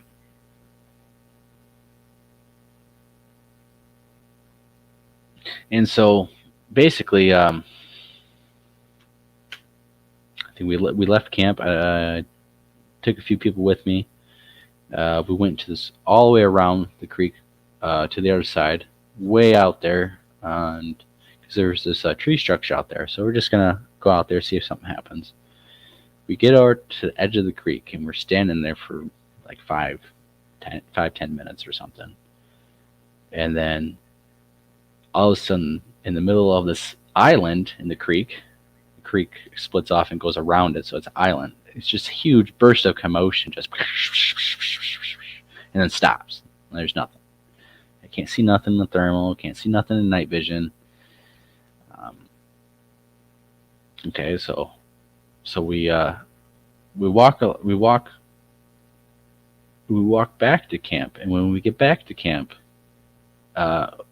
James is sitting up in camp by himself and says, there was people with him at that camp spot, but they were sleeping and stuff, and so he's hearing stuff around him, and we got lights, and he puts them facing the woods and stuff, and he hears them, and at the same time where we had that burst of commotion down there, he's having stuff around camp. We're having owl calls, mimics, as it sounds like, because they're kind of off. And so that second night, the last night we were there, I had to drive back in the morning. I had to be back on the other side of the state by 6 a.m. So we had to leave at 3 a.m. Staying up all night. We get back to walking towards the cars, and we get to this particular spot. And we're walking, and we have a dog with us. And we hear some commotion in the woods between us and the car. And we're on a trail. And the trail goes straight and then bends and then loops around again. So when it's straight and just barely turned this way, we were right here. And so from that angle, they were actually between us and the cars. We heard some commotion, so we're stopping there, and we're trying to pretty much pull out all the stops. Because what it sounds like, there's two of them right there, and they're just walking, they stop, and they're right there. And I think we pull out all the stops. I stop my foot, rub my foot on the ground. I start trying to speak Native American to them. I even mind speaking. I even made a comment, I'm trying everything. I'm even mind speaking to them, saying, do something so we can, have something happen. Anything. Pulling out all the stops. It's literally, we gotta be on the road in 5 minutes or I'm gonna be late. And what happens was, we hear both of them. One walks, it sounds like he walks towards the cars, and the other one walks away, going back, but it's back towards the car, but it's going to the right. If we were facing it, it's going right. The other one went straight back to the car. So we get up back to the cars. Nothing happens. Nothing else happens. We don't hear nothing and stuff. And we, of course, have to leave. The dog, to its credit, does not bark. And I should have mentioned this earlier, but when we were having activity at the camp, the dog was alerting to stuff. Its ears were up, its ears were down. It was sniffing in the air at stuff, but it would never chase anything, and it definitely wasn't barking at anything. While there was interaction happening around the camp stuff, it seemed like the dog was picking up on things that were happening and potentially smelling it. And the dog definitely heard next to the cars when we first heard them. The dog was alerting and definitely watching and picking up on whatever, but um, we had to leave. So what I believe happened is these things were right there watching us, and maybe they thought we were going to continue on the trail past the cars like we did the night before, and the one was set up further along the trail to see what we're to wait for us to pass by, because that's what they do. They'll If you're walking on a trail and stuff and you pass them, they might try to swing back around to get in front of you so they can watch you as you come and literally pass them. So the one went to the car and the one went down further along the trail, presumably to get into place to be ready for us to pass. But we left. I don't think anything else happened with any other members that night or the next day. I know everyone got out of there pretty early because storms were rolling in. But I actually have all that on video and stuff, and that has not been released. I'm still have audio to go through, actually. Not that much left anymore, but just want to make sure I get everything. But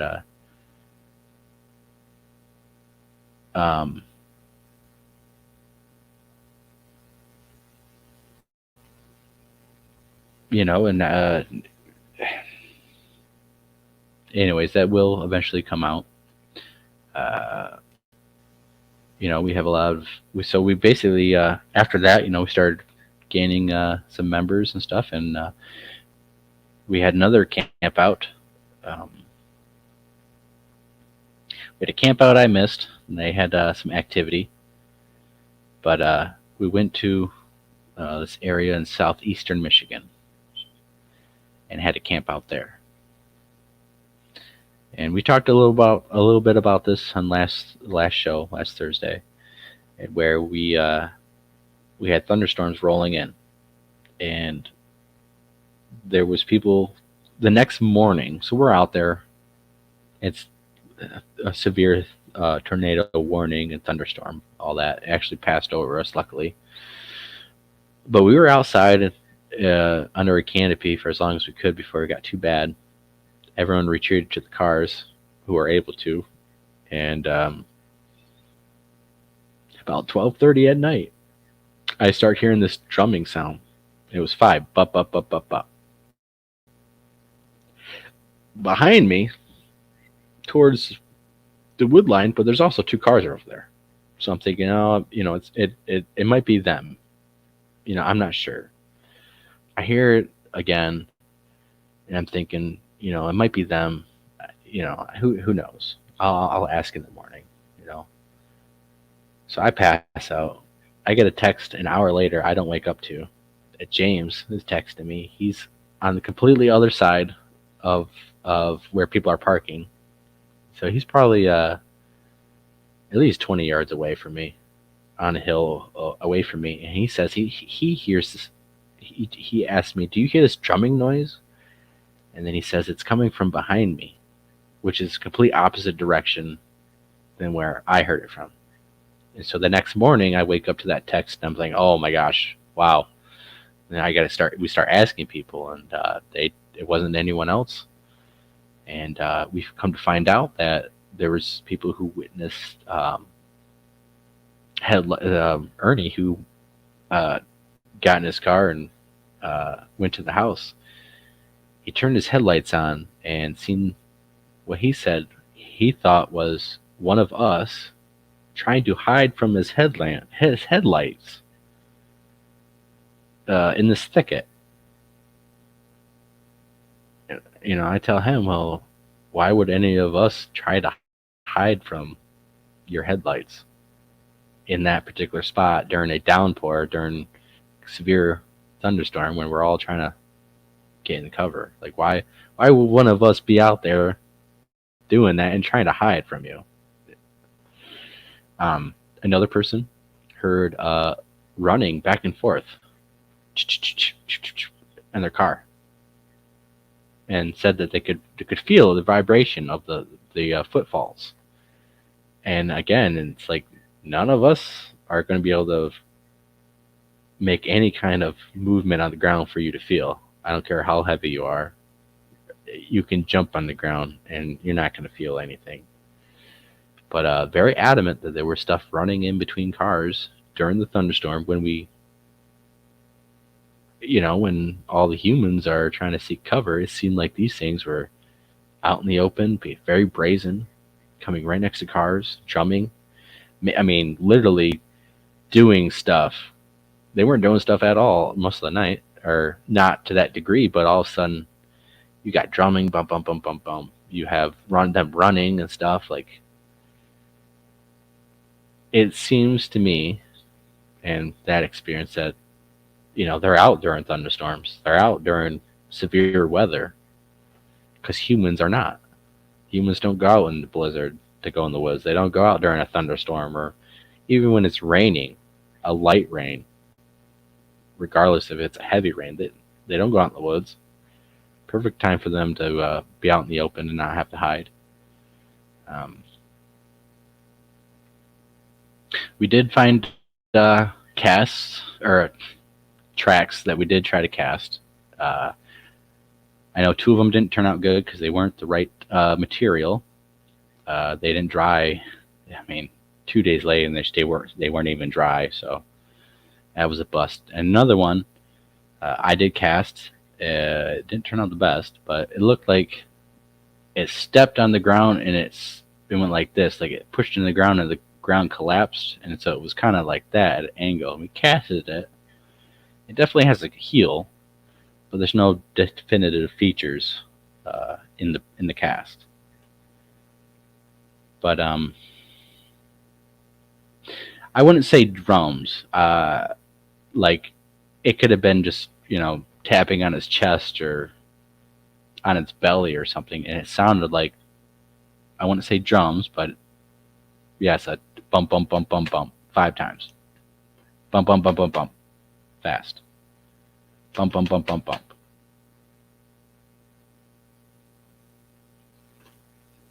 And so,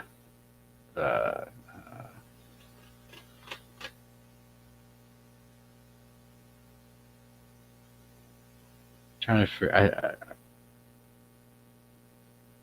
I think there was some stuff thrown. I think that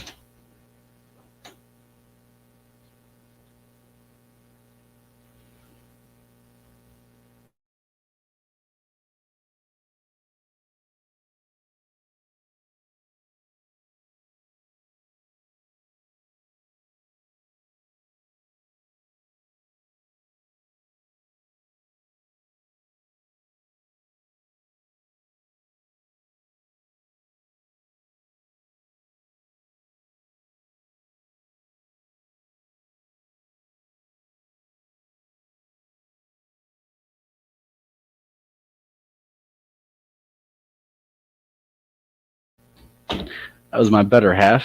Been having some car problems lately, and it seems like we're about to have another one. So, but it's all good, Life happens. We'll bounce back, and so, anyways, back to where I was trying to get at, the climax of this. And this is a full video. This is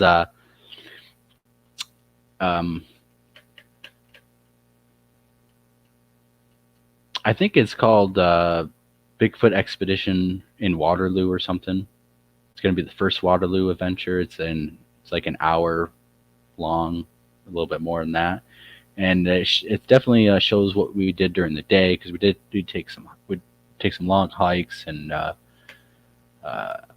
tell the whole story and stuff and try to include evidence. But the last night we were there, I always set my tent, if I'm able to, next to the woods, next to the wood line. If I'm in an open area, I want to try to be as close as I can to the wood line, because I want stuff to happen. I want them to be able to be super close and hopefully have something happen, hear them, blah, blah, blah. And so at the very end of the night, my feet are soaked from taking people in the swamp. Not dry. I'm walking. My feet are all blistered up and stuff, and it's like 4 in the morning. I go to my tent and looking on Facebook, doing the last little checks and stuff, and I have this recorded, and I think I'm about to play it, but on the fuller clip, uh, you hear me on my phone, and then I get off my phone and I go to sleep, and you can actually hear my breathing change to when I actually pass out and I'm sleeping. All of a sudden, we have I had the GoPro going, and it's going to go as long as it can until it dies or runs out of memory card, but it usually dies first. Especially just how GoPros are. They really don't have good battery life, but I have it on a power bank. Um, I'm sleeping, and something gets pushed over in the wood line right behind me, and I don't wake up, but I react to it. I kind of roll over, but I don't wake up. I still am asleep, and the audio keeps going. I think for about an hour. The GoPro runs for about an hour and dies off. Nothing else really happens. There's some small pops and stuff, but it's not enough for me to say that it's evidence. But what was caught is some great evidence, I think, because of everything that happened during the day, the 2 days we were there, getting the footprint cast, and people having minor interaction and fleeting glimpses of stuff. It all adds up. If you have just one little thing, it could be this, it could be that. You have a bunch of things that add up. They add up to something. So I'm going to play that little clip. I think it's this one.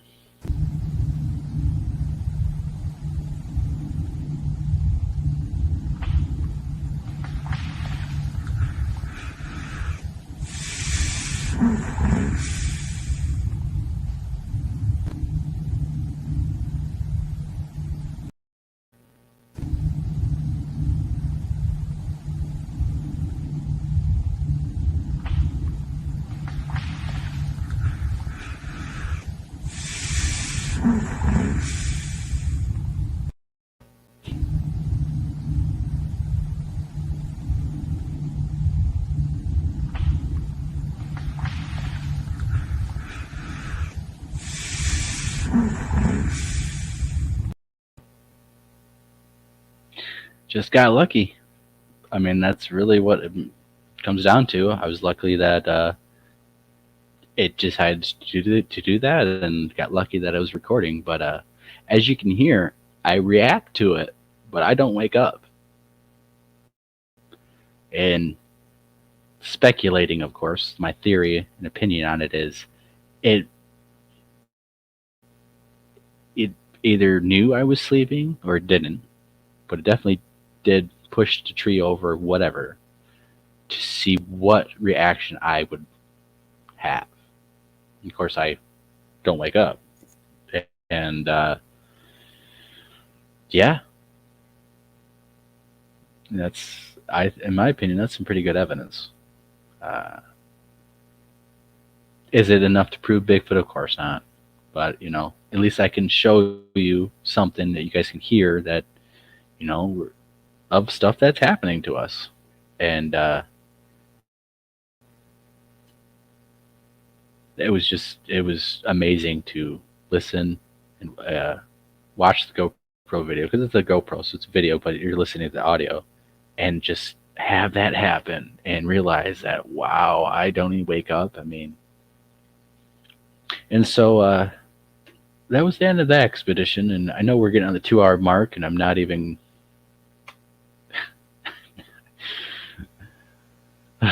not done yet. But we'll jump around. Let's get into. Okay, so we go there. We have another big camp out at Waterloo again a couple months later.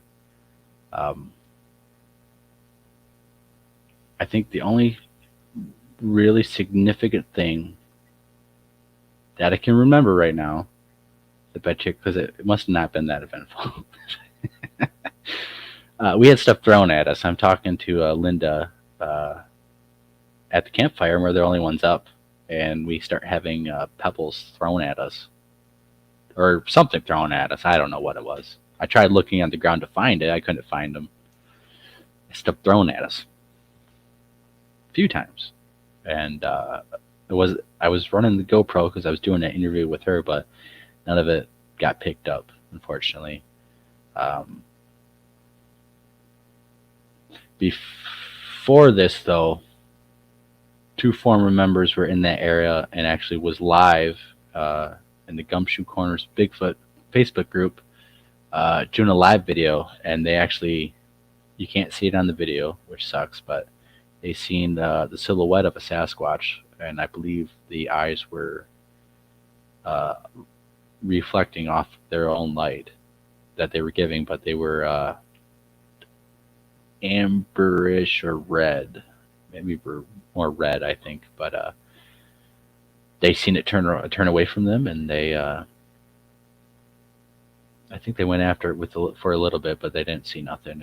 And so when we had the camp out, you know, we were there to try to get more evidence, try to find them, and hopefully have another glimpse. But the only real thing that happened was, you know, some minor noises in the woods, but it's not enough to say. But we all know that deer don't throw stuff at you. And I know people say squirrels drop stuff on you, but when there's no trees above you, there's no way they can drop something on you.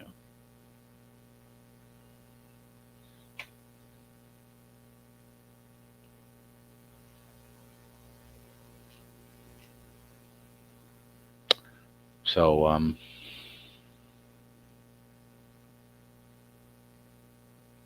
right, then we get to, and we have a clip to play. We played this on the other clip, the other show, because it was showing you guys evidence and stuff. So I already played this clip, but we're in this particular spot, and we actually did have a lot of activity during this expedition camp out.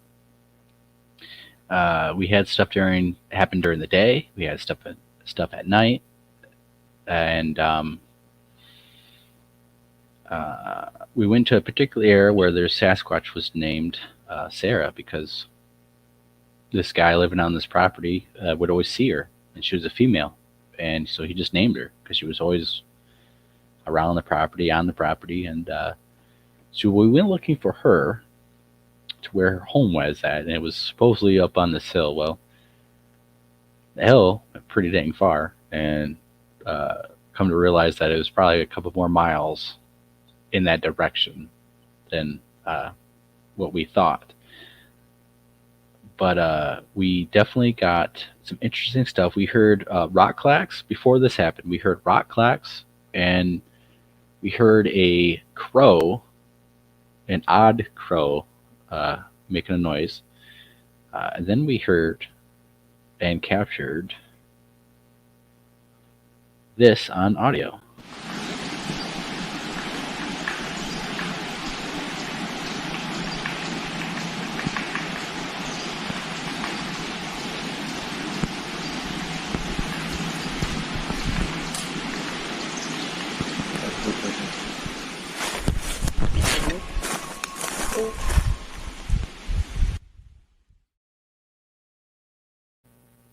So we'll play that again.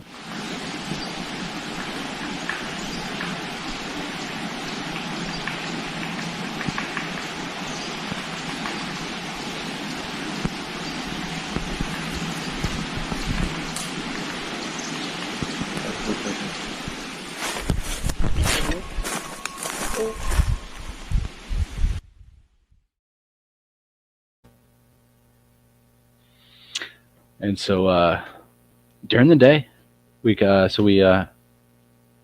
going, and we split. And James was with me. We split off. Him and Gabe go on the left. We come to a trail because we actually crossed these woods and hit a trail. I go right. They go left.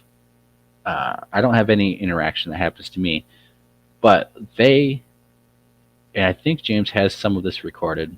They hear a whistle, and I think more rock clacks, but they definitely heard a whistle. And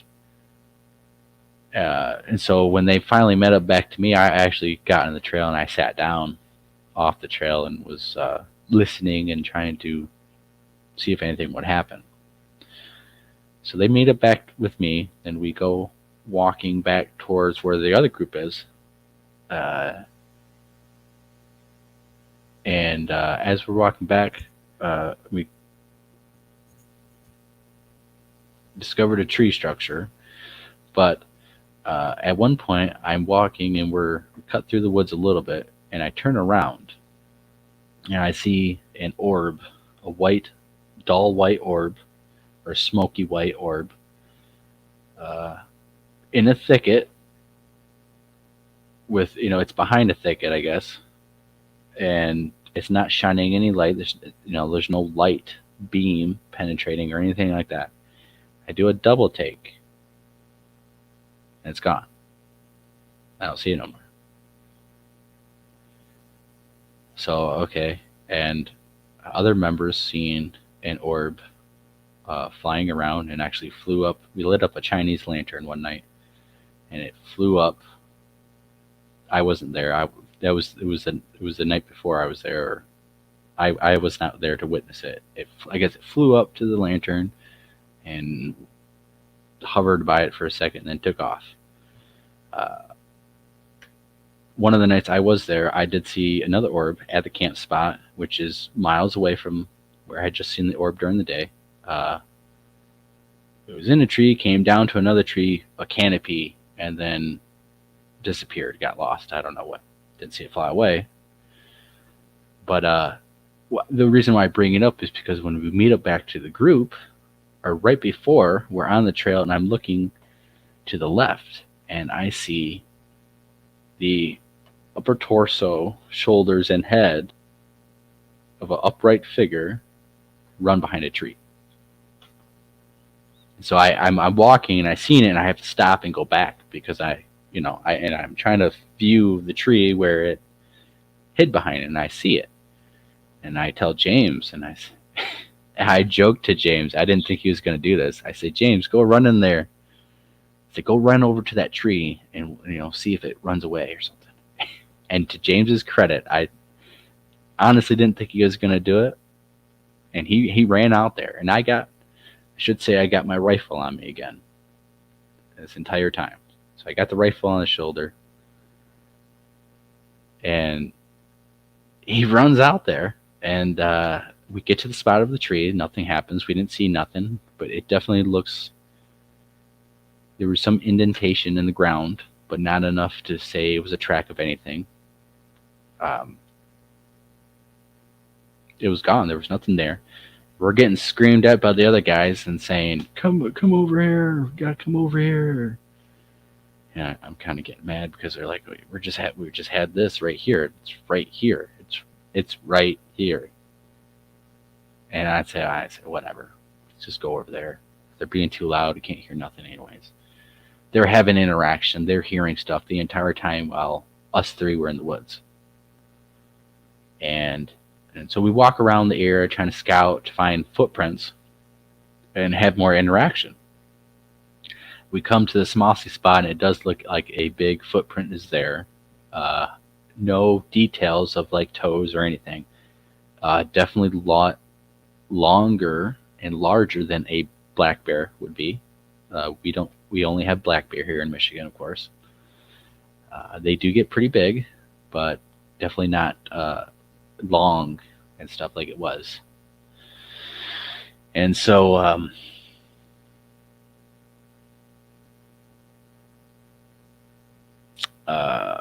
we get out of the area, of course, and we continue on researching other spots. And then we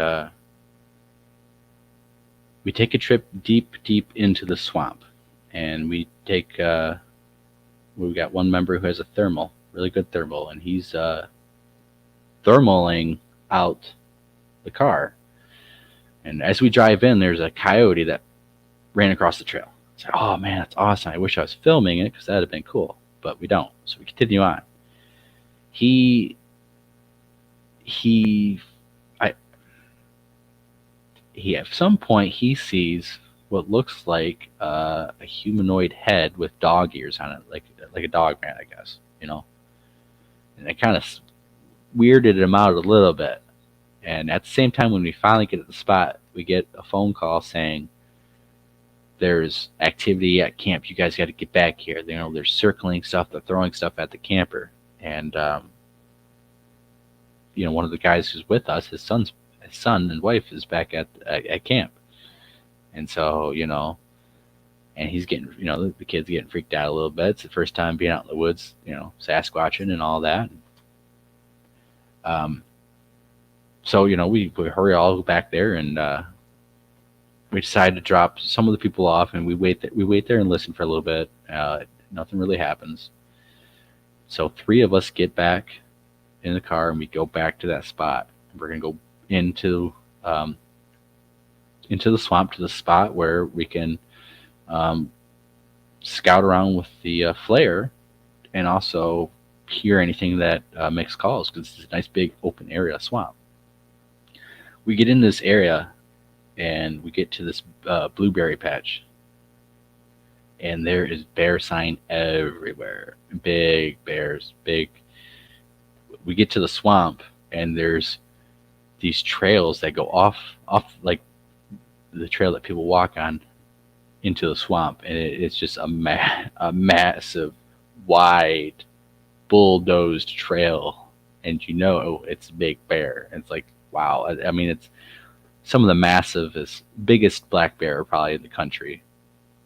700 pounders, 600 pounds, 700 pounds or more for sure. So we're out there, and we actually get a massive, intense, loud howl. The audio I'm about to play does not do it justice, but the way we react to it should tell you that it was pretty intense and loud. It was very unnatural sound. It wasn't a coyote. We had other coyotes that we recorded previously on that night. It was nothing like that. It didn't sound like a wolf. So we're going to play that for you guys. And this is the middle of a swamp. This is the middle of nowhere. There is no houses close by. It's pretty much a wild, dangerous spot that if something happens to us out there, they're probably not going to get back. So we're out there. We're trying to beat this storm, because the storm is rolling in, and we're just trying to be out there as long as we can and then get back without the storm actually coming in and ruining the party. And so, now this one's going to be a little harder to hear, but really try to listen. You can hear definitely something is making a call. I wish the audio was better, of course, but it being there firsthand, it was intense, it was crazy, and it was loud. So here is that audio.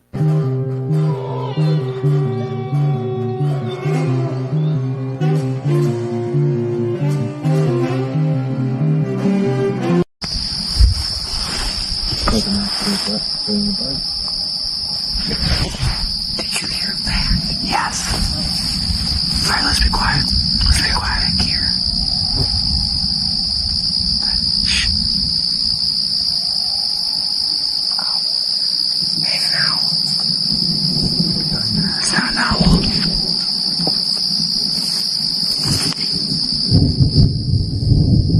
It doesn't even sound like a coyote. No.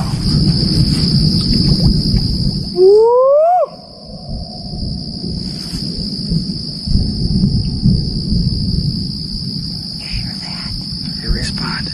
Let's be quiet over a little bit. What is it? Ranch.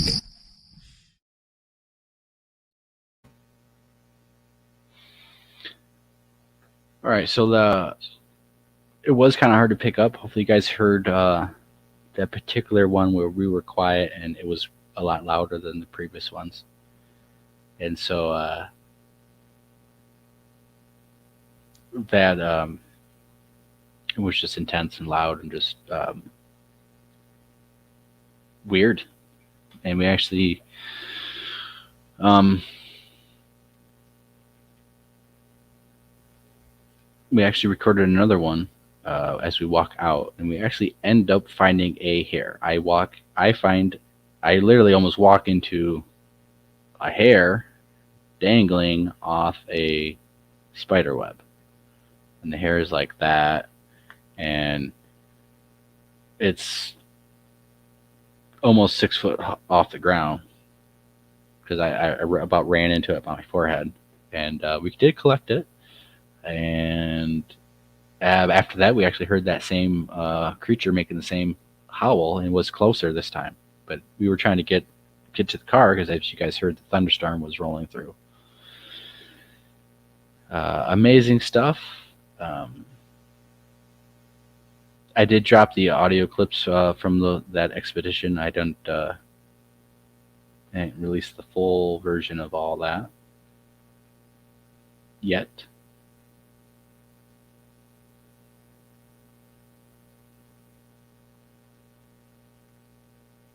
But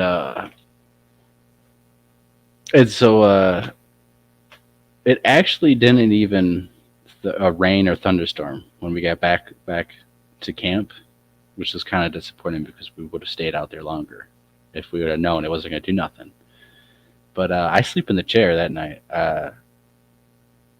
I slept in the chair next to the fire, actually in the open, hoping I would hear something or something would happen and I'd be right there, but nothing did. And this is an area where where there have been multiple encounters. A particular person goes out there quite often and does have encounters and has seen a wolf running with a Bigfoot at the same time. Not chasing the wolf, but running with the wolf.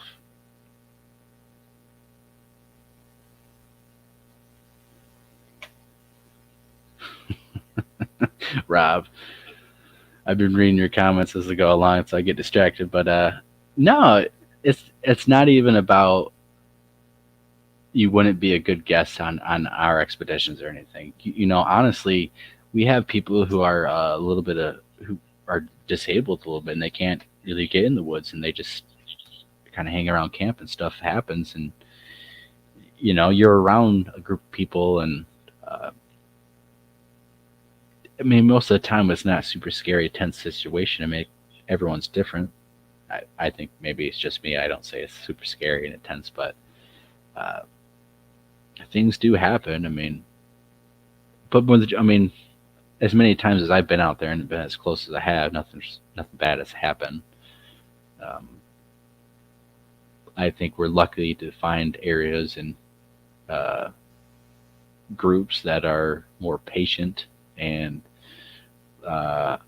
more in self-control than others around the country or even in the state. There's missing 401 hotspots. There's missing people in that spot we went to, actually, and very bizarre, weird circumstances where the couple was stuck in the truck and they went missing. They got stuck on a trail. 2 hunters passed them during the day, a couple hours apart. They were fine. All of a sudden, they go missing, and when the cops show up, all their belongings from the truck is all scattered around. And I believe the guy was hunting, but the police never said whether they found a gun or not.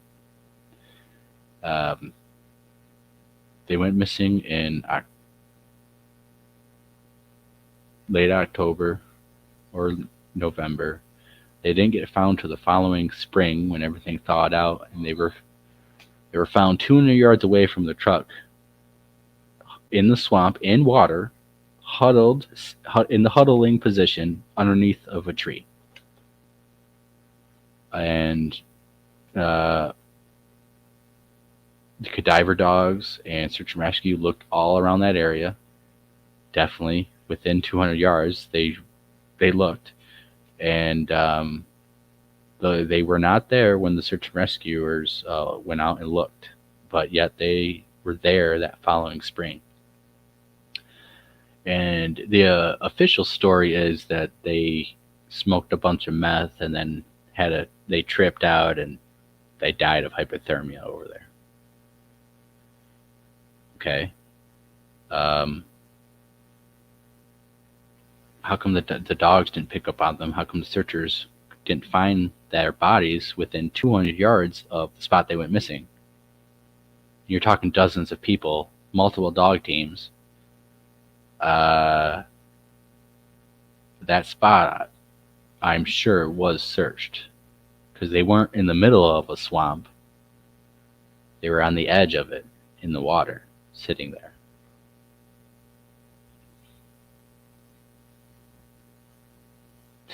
So I think it's all situational.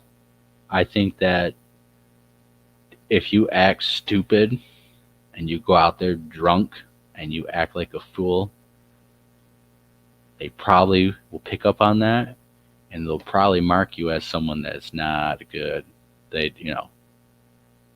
Not a good person, not someone who they feel comfortable to be coming close without, what's this guy gonna do? He's unhinged. He's not in control of himself. He's, to them, I mean, that makes you dangerous compared to someone or how we try to act, which is calm, cool, and collective. And, no matter what happens, we always keep our cool.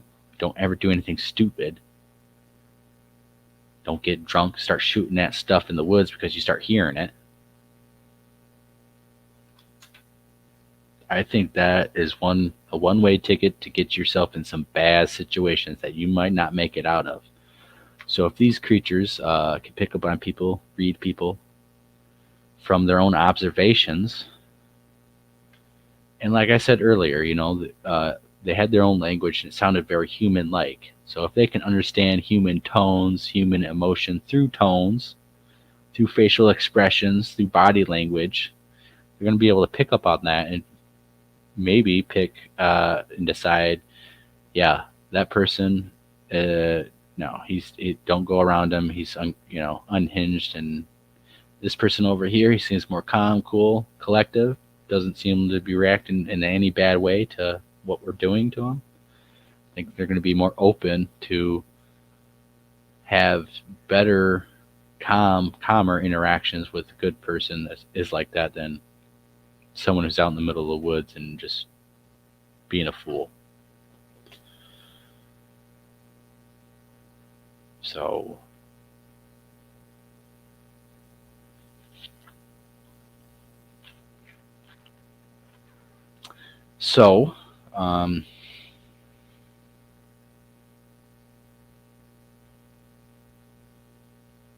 that was 2 years ago, August of 2 years ago.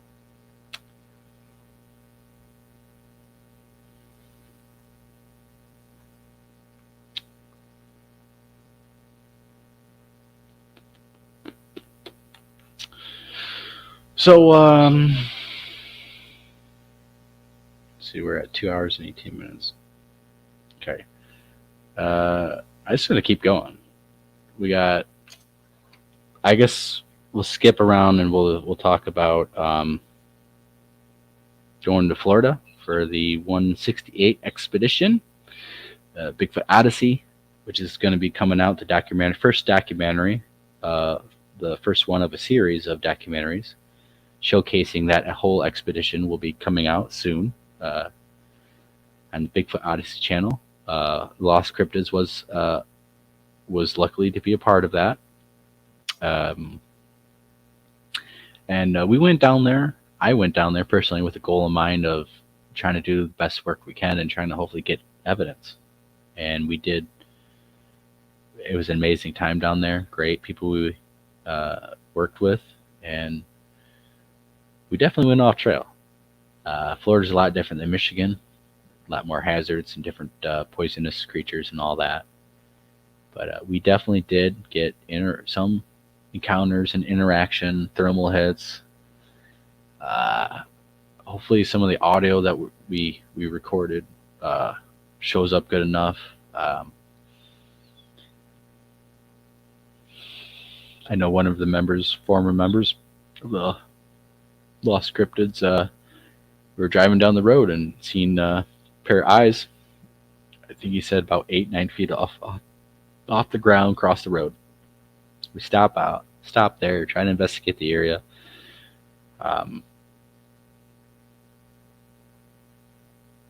We heard sounds behind us and around us, but could never find where the source was. We heard a massive, massive growling sound when we first got out of the car. And I've been told that if it was the alligator making that noise, that it would be a truly monstrous size alligator, record book type size. And so we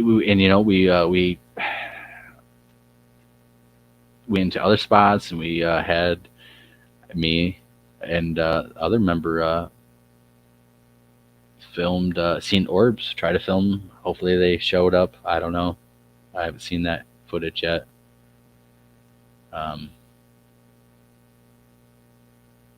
Because a lot of it, like we had our own equipment and stuff, but if I filled up the memory card on the night vision and I downloaded it to the hard drive, I had to wipe the memory card clean to use again. So some of that stuff I wasn't able to take home and mess with and see what we actually got and stuff. But I know there's a lot of stuff to look over, and I know Carrie's been a very busy man doing all that. But what I can tell you is we had people being zapped. We had some weird stuff going on, lights. I did film something crossing a trail, possibly spider crawling. Hopefully that, and it's weird, and I'll tell you what happened. It's been talked about before, so it's not any spoiler alert, but me and Christopher Noel were having some type of interaction. We think we were getting, and we were trying to do stuff, and I was trying to do a lot of stuff, and speaking some Native American from Florida that they might understand, because they're not going to understand the Native American that's spoken in Michigan if they're in Florida. It's totally different tribes and totally different languages. So I had to study up on some native Floridian languages, and I had an apple. I stuck it into this thicket where we thought we were having some interaction, and I was hoping that Sasquatch would take it from my arm, from my hand. I think Chris said he did, and he was filming and stuff. He said he was seeing it looked like a head-shaped thing in there. And so after however long that interaction was, we moved on to this four-way. And actually, it's a cross section. It's actually just 3 trails that go on. So we meet up there, and there's 1, 2, 3 people in the other group. And me, Chris are the only ones here. We all meet up at the spot, and I don't know how this happened, but for some reason, I had the big camera, Carrie's AX50, I think it is, really nice, professional, good camera, and again, just got lucky, and I'm pointing it at this direction on the trail, but I'm looking at other spots, but I'm pointing it at the spot. I turn and look, and all of a sudden, this creature, very low to the ground, very long creature, slinks out, goes like this. He whips his head at me. He looks at me. Humanoid head, looks at me, and it realizes I'm looking at it, so it goes like this, and continues to go past, and it bulldozes through this cattails. It goes to the other group of people. Didn't mean to do that. And I actually get freaked out a little bit because 1 minute, guys.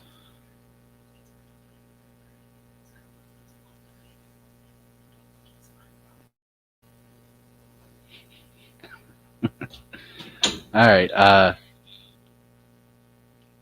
It freaked me out a little bit. Seeing is believing. They do spider crawl, whatever it is. It is freaky looking. Uh, what freaked me out the most was when it turned and looked at me, and when I could see that it realized, and on camera, it does not show the details of what I seen. Unfortunately, you do see it, and you see it.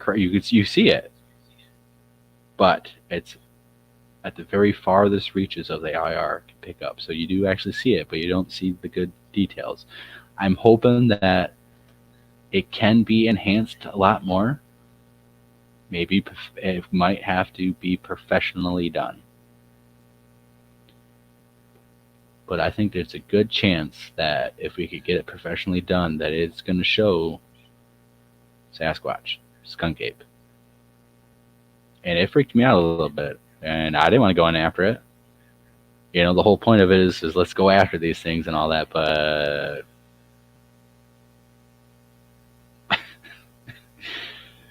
you know, I'm pretty hardcore and stuff, but when I seen that thing, it was creepy looking, and it went directly straight to the other group.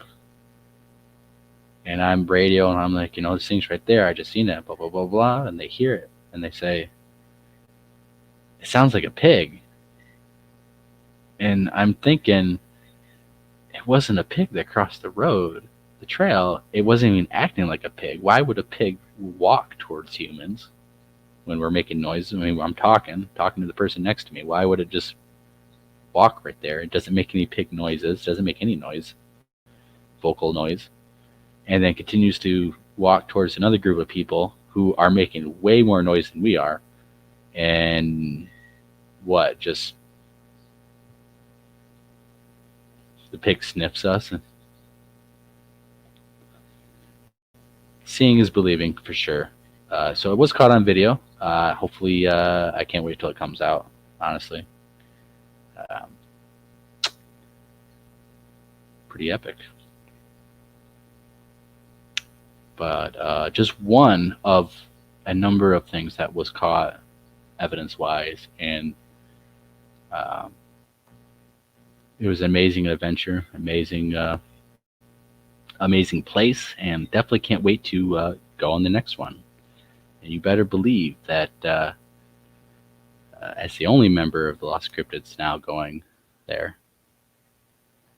I will definitely be pushing the envelope and going deeper into the woods way more than before, and dragging along whoever else wants to tag along with me into some deep stuff that no one else is going to go into.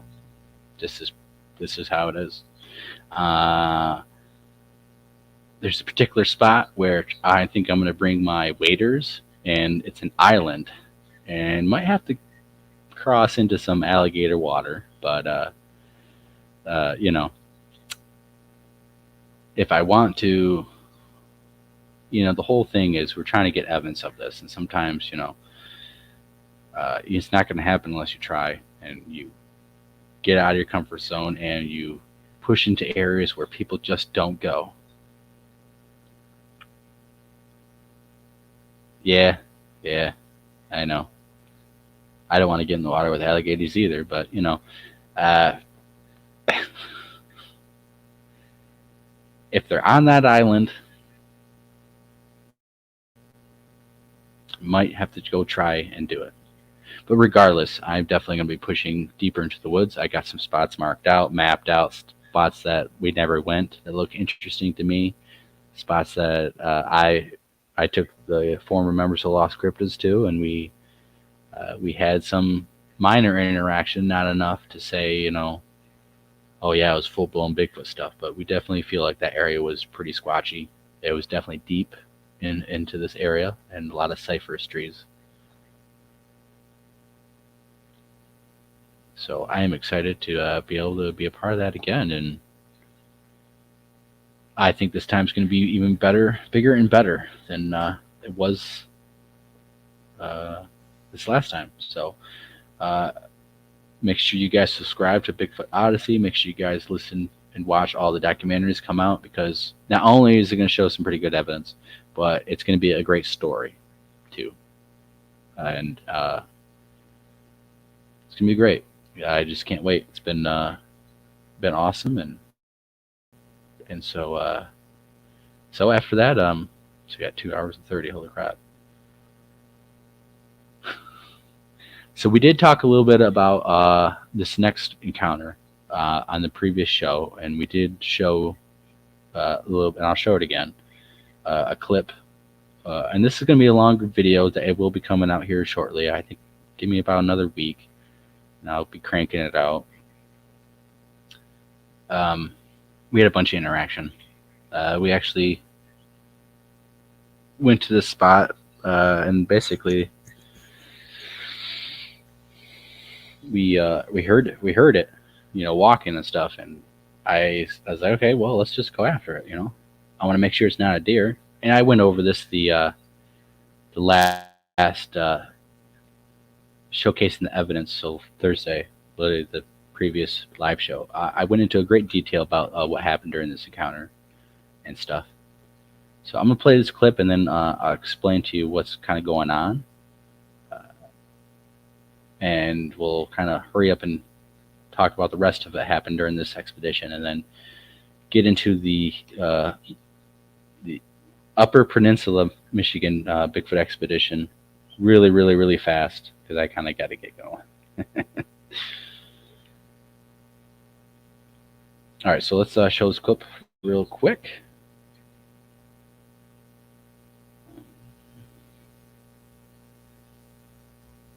Actually, I got two clips to show you, because I totally just forgot. I was in the middle of the woods by myself and was being followed, and I set the camera up trying to film a Bigfoot, and I actually get some footfall crashing in front of me, and then I make a low whoop, and then I get more crashing sounds behind me. And this is a video called Bigfoot on Both Sides of Me.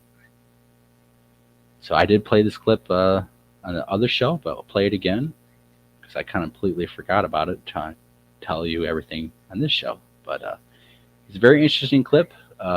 After this happened, I got out of the area. I wanted to move and to see if they would follow me, because animals don't follow you and stuff. And I wanted to see if they follow me, I could get more evidence, but they did not follow me. Nothing else happened, and I had to leave under time restraint. So here is this clip.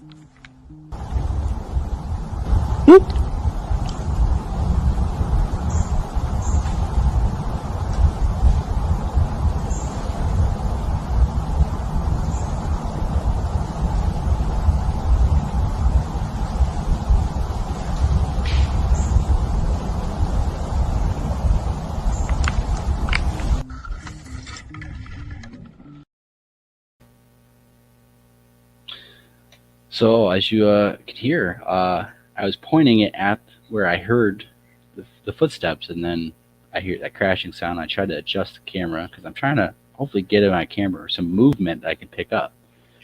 I looked through that footage 1,000 times. I can't find nothing. But I make that low whoop and get a response with walking behind me. Two of them in response to the howl. And right there on camera for you guys to watch. There's some evidence for you guys. Again, is it the best? Is it going to prove Bigfoot? Probably not, but it's better than nothing. Give me 1 second, guys.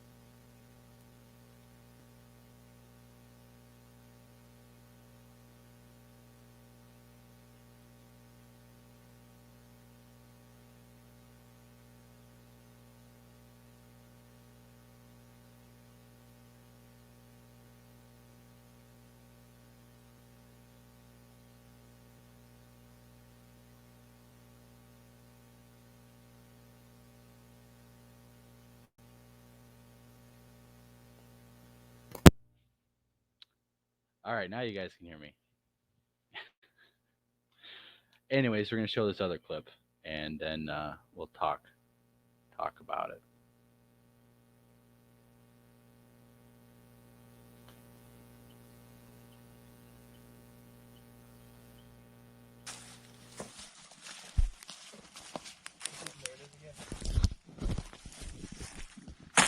Yeah, something's following us.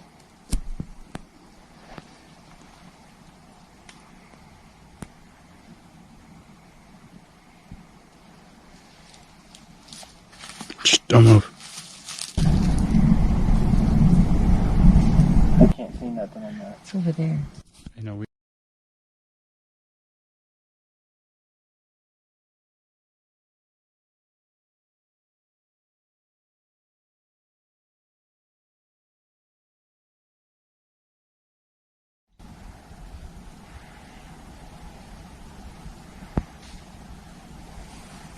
I heard that.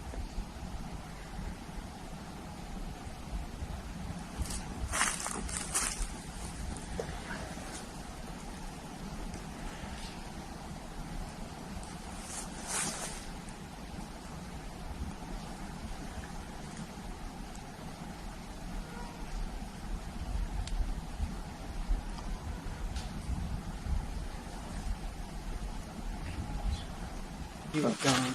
shh. Something up there. Hide.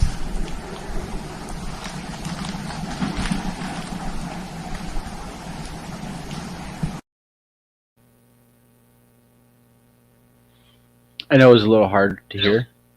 Not the last clip, but the second last clip. It's a lot easier to hear that something was walking away from us. And so I turned to Tyler and said, "All right, Tyler, you got the thermal. Let's go after it." Actually, we run up to the trail and push in and try to go after it, and it just, of course, evades us. I mean, it's child's play for them.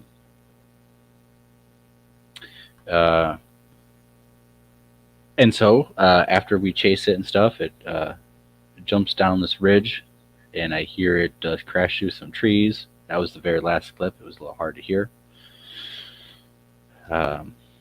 Meet up and walking with a former member, and I start being aggressive, it's kind of being stupid, and I break all these little twigs off this tree. Snap, snap, snap, snap, snap, snap, snap.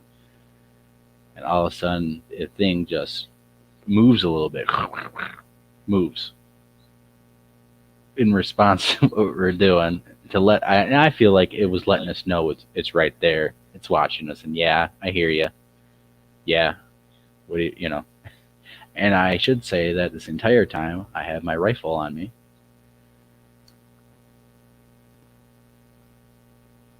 Should have sound now, guys.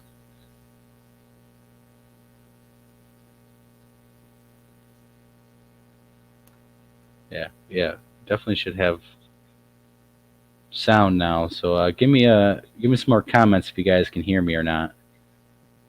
Thumbs up. Can you guys hear me? Okay, good. I had the gun on me. It didn't play. It didn't have any effect on how close they got that particular time or anything. Second night rolls around. I should say I was speaking Native American to this creature too, and it was reacting. I didn't show the clips of that, but the second night rolls around. We're in a different area of that. We're in a different spot of that area. And we were walking this creek bottom, and we start hearing stuff close by. I start speaking Native American, more of it, and then I start translating into English what I'm trying to say. And we hear stuff. I think we definitely get a massive, not a massive, but a big rock thrown into the creek behind us. Huge splash. In response of speaking Native American, we're hearing all this other stuff. It's just amazing stuff. Amazing. And it is on audio, and you can hear it. I don't have the clip ready for you guys because it's going to be in the video. You're just going to have to watch it and see. But an amazing encounter. Amazing stuff happened. They let us know they were around. They picked up a chunk of firewood at the camp and threw it at a truck. Had two people sitting in the truck. They were playing loud music. Didn't seem to like them, I guess. I don't know. Didn't throw stuff at us. Threw stuff, I would say 30 yards behind us in a creek. And huge splash. But some movement around us. But that was it. And then the next major thing I guess I can talk about would be the Michigan Upper Peninsula Bigfoot expedition by the Lost Cryptids Conservatory. We had a whole host of other people on there. Rob Kreider from all the way to New Mexico, and Adam Davis, and the She Squatchers were there. And we all had amazing fun and awesome time. But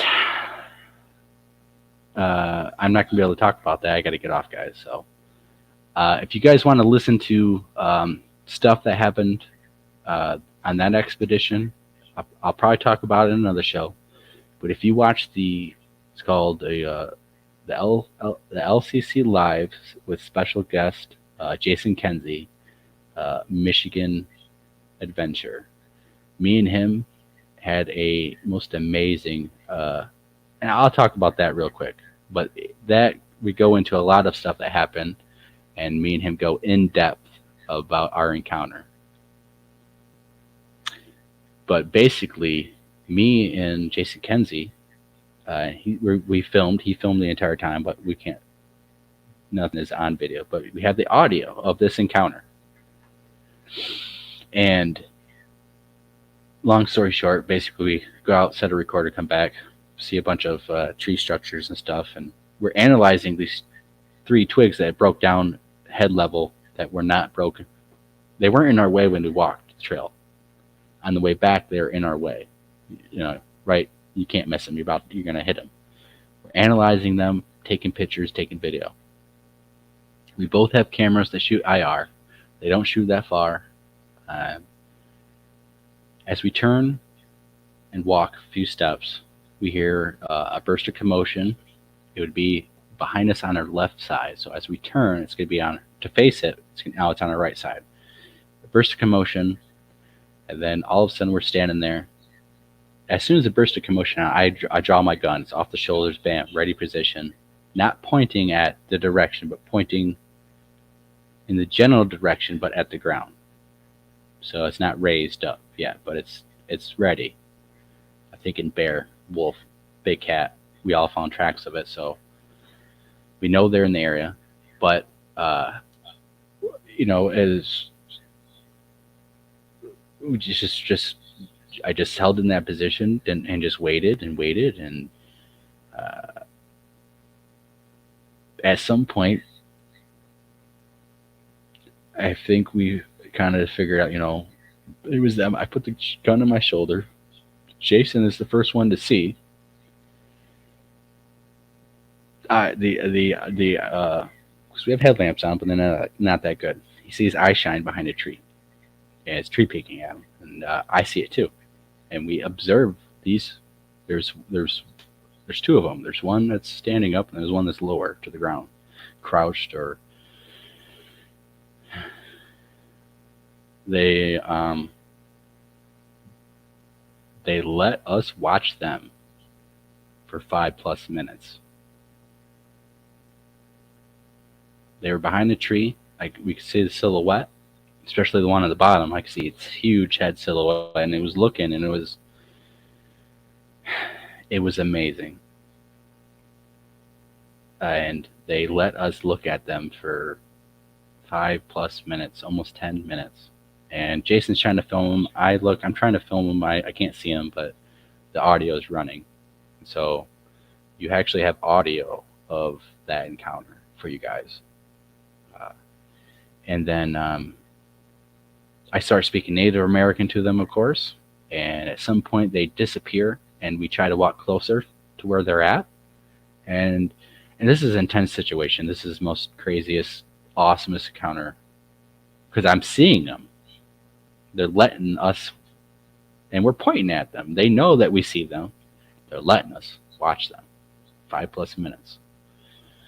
Walk over to that spot. I start singing in the Native American greeting, and we're singing because we want to show that we're friendly. We're trying to do a friendly singing, calm situation. Everything's calm, cool, and collective. When we walk back a little bit to the spot where we first seen them, we're looking and stuff. And at some point, Jason turns around and he sees one on the trail about 40 feet from us, 40, 60 feet, standing up. It drops on all fours and spider crawls away into the brush. And we hear it, but once it gets 20 feet into the wood line, you don't hear it no more. And so we have the full audio encounter of that. Jason has a 4K Sony Handycam that's shooting and maybe caught something, maybe caught the ones we were looking at, maybe, but I don't think it's going to be good enough for it's not the patty shot. I don't think it's going to be good enough to convince a lot of people, but the full audio encounter, you can hear us talking about them, you hear us watching them, you can hear when he spots the thing behind him and it spider crawls away. I mean, we're talking at least 3, maybe 4 or more, because there was 2 behind the tree. There's 1 behind us, and we did hear a little bit of movement.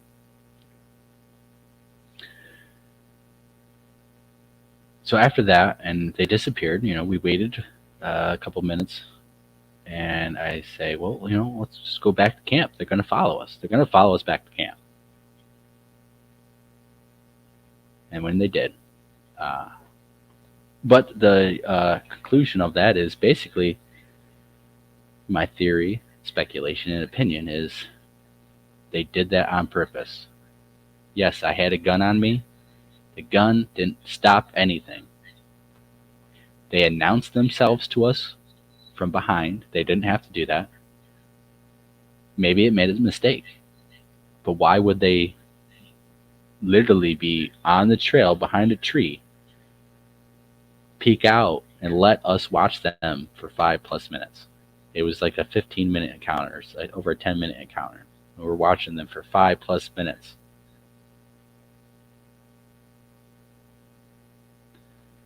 They did it on purpose. I don't know why. The gun didn't play any effect. I had raised the gun. I pointed the gun in the direction. They didn't freak out. They didn't do nothing. One thing I always am in the woods is calm, cool, and collective, and respectful. And you have to show respect, but respect in the way that you're not a prey. You're not weak. I carry a gun because I want I'm not a prey. If something's going to attack me, I'm going to defend myself, whether it's Bigfoot or a bear or whatever. It doesn't matter. I think it's a healthy respect. I know what they're capable of, and if I have this gun, they understand what the gun is. So when I put the gun on my shoulder and stuff, I think that's pretty much signaling to them that I'm not trying to shoot them. I'm not going to be stupid. I'm not uncontrollable of my emotions and self. I don't have self-control, where I'm just pointing and shooting and just start shooting at stuff. I'm showing them that I know what's going on. I know what they are doing, and I'm intelligently making a decision to put my gun away to show them that I don't mean no harm. And hopefully open up interaction, which it seemed to help. They did that on purpose. There was no reason for them to even announce themselves to us. We could just kept walking. They didn't have to make the noise for us to be alerted to them. They didn't have to show themselves. Two of them showed themselves. They didn't have to do that. They didn't even have to stay out there as long as they did, with us pointing at them and trying to film them and say, wow, do you see that? And, just being amazed. but they did. Of course, they followed us camping. We had more interactions and stuff, and we actually had a lot of other stuff happen. We got eye shine on video and stuff, and one eyeball. You have one eyeball that slowly opens, and we got 3 different clips of it. And the one clip I'll show it again. It'll be right before we get off. It slowly opens its eye, and then slowly closes it. I don't know why they chose to do that. Maybe, again, I think that some people in the comments are saying they must know your intentions. Maybe they can pick up like that instinctively, naturally, without mind speaking and mind thoughts, all that. Animals can pick up on stuff, energy. Humans. It is a fact that there is magnetic and emotional energy in all things that comes off the body, and other animals and things can pick up on that. You know, your cat and dog knows when you're sad, or this or that. So I think naturally they can probably feel your energy of your emotional energy. Your subconscious brain pumps out waves that they do know a scientific fact that affects things, that does pick up on things, that you can read these stuff. So I don't know. Maybe they do. Maybe they don't. Maybe they just like me and Jason, thought we were funny, and thought he's a pretty calm, cool, collective guy. He's not going to do anything stupid. I don't know. All I know is they showed themselves to us for 5+ minutes. The gun didn't have any effect on whether or not they showed themselves to us or not. Maybe they know that the person behind the gun was calm, cool, and collective. And I scared Jason. I rustled up against when we were looking at them. I rustled up against a branch, and it scared him. And I put my arms up, and I just put my arms up to him, put my arms up to them. I was like, "We're all good. We're all good. It's all cool." Okay. A truly amazing encounter. I think that's the majority of all the hard-hitting ones that I've racked up. And there's some minor ones, and we had to skip over because it's almost 3 hours in, and my better half is telling me to get to bed. I have never told all of those stories on any one interview or podcast till now. So I have told a lot of stories, encounters on different shows I've done, but not all of them back to back to back to back like today. So hope you guys all enjoyed it. Yes, I do think that they have a whole range of emotions, including humor, for sure. And that's why, if you want some good interactions, what I've done over the years, and it seems to work with me, is if you acknowledge them, if you really think and truly believe that you're having Sasquatch activity, stuff thrown at you, acknowledge them in some way, playfully, if you can. By one time in winter, I thought I was having some stuff. Could never find the tracks, though. Pick up, throw a snowball, and act goofy and just giggle or whatever. If you act playful like that, you acknowledge them and you ignore them, and you keep doing what you're doing. Say if you're trying to walk to a certain spot, acknowledge them and ignore them. That will pique their interest so much that you just acknowledge that you know what they are, but then you ignore them and continue on the walk. That is going to make them, the wheels start cranking in their brains, and they're going to wonder why. Why did this person just catch us, but then they just ignore us and then keep going? Be playful if you can. Be respectful. Be calm. You'll have interaction. It's worked for us. We do make calls. We make screams. We do howls and whoops. if it works, now we don't know what we're saying, of course, but it's worked as I've shown on here and as I've told. So that's about it, guys. Thank you all of you guys in chat who's lasted the 3 hours. I know a majority of you have since the beginning. Wow, awesome stuff. So we're gonna probably we'll do another live show next Thursday for sure. Every Thursday usually. Thursdays are really good days for me. Easy to do the show. Saturdays, I think we're gonna be doing late night shows like this. Kind of more of a hangout, talk kind of a show. I'm gonna try to get some guests for Thursdays, and I'm actually gonna be a guest on Jeremiah Fountain's podcast, Off the Trail with Bigfoot, In Search of Living Legends on YouTube. So they'll be coming out. We have to set up. I was supposed to call them. I didn't call them. My bad. We'll set up. I'll be doing an interview with them, and then hopefully get some more guests on here soon. If not, I'll come on here and talk. Maybe have some team members and, try to give my opinion and theories and experience on this subject to you guys. So hopefully you can learn something. So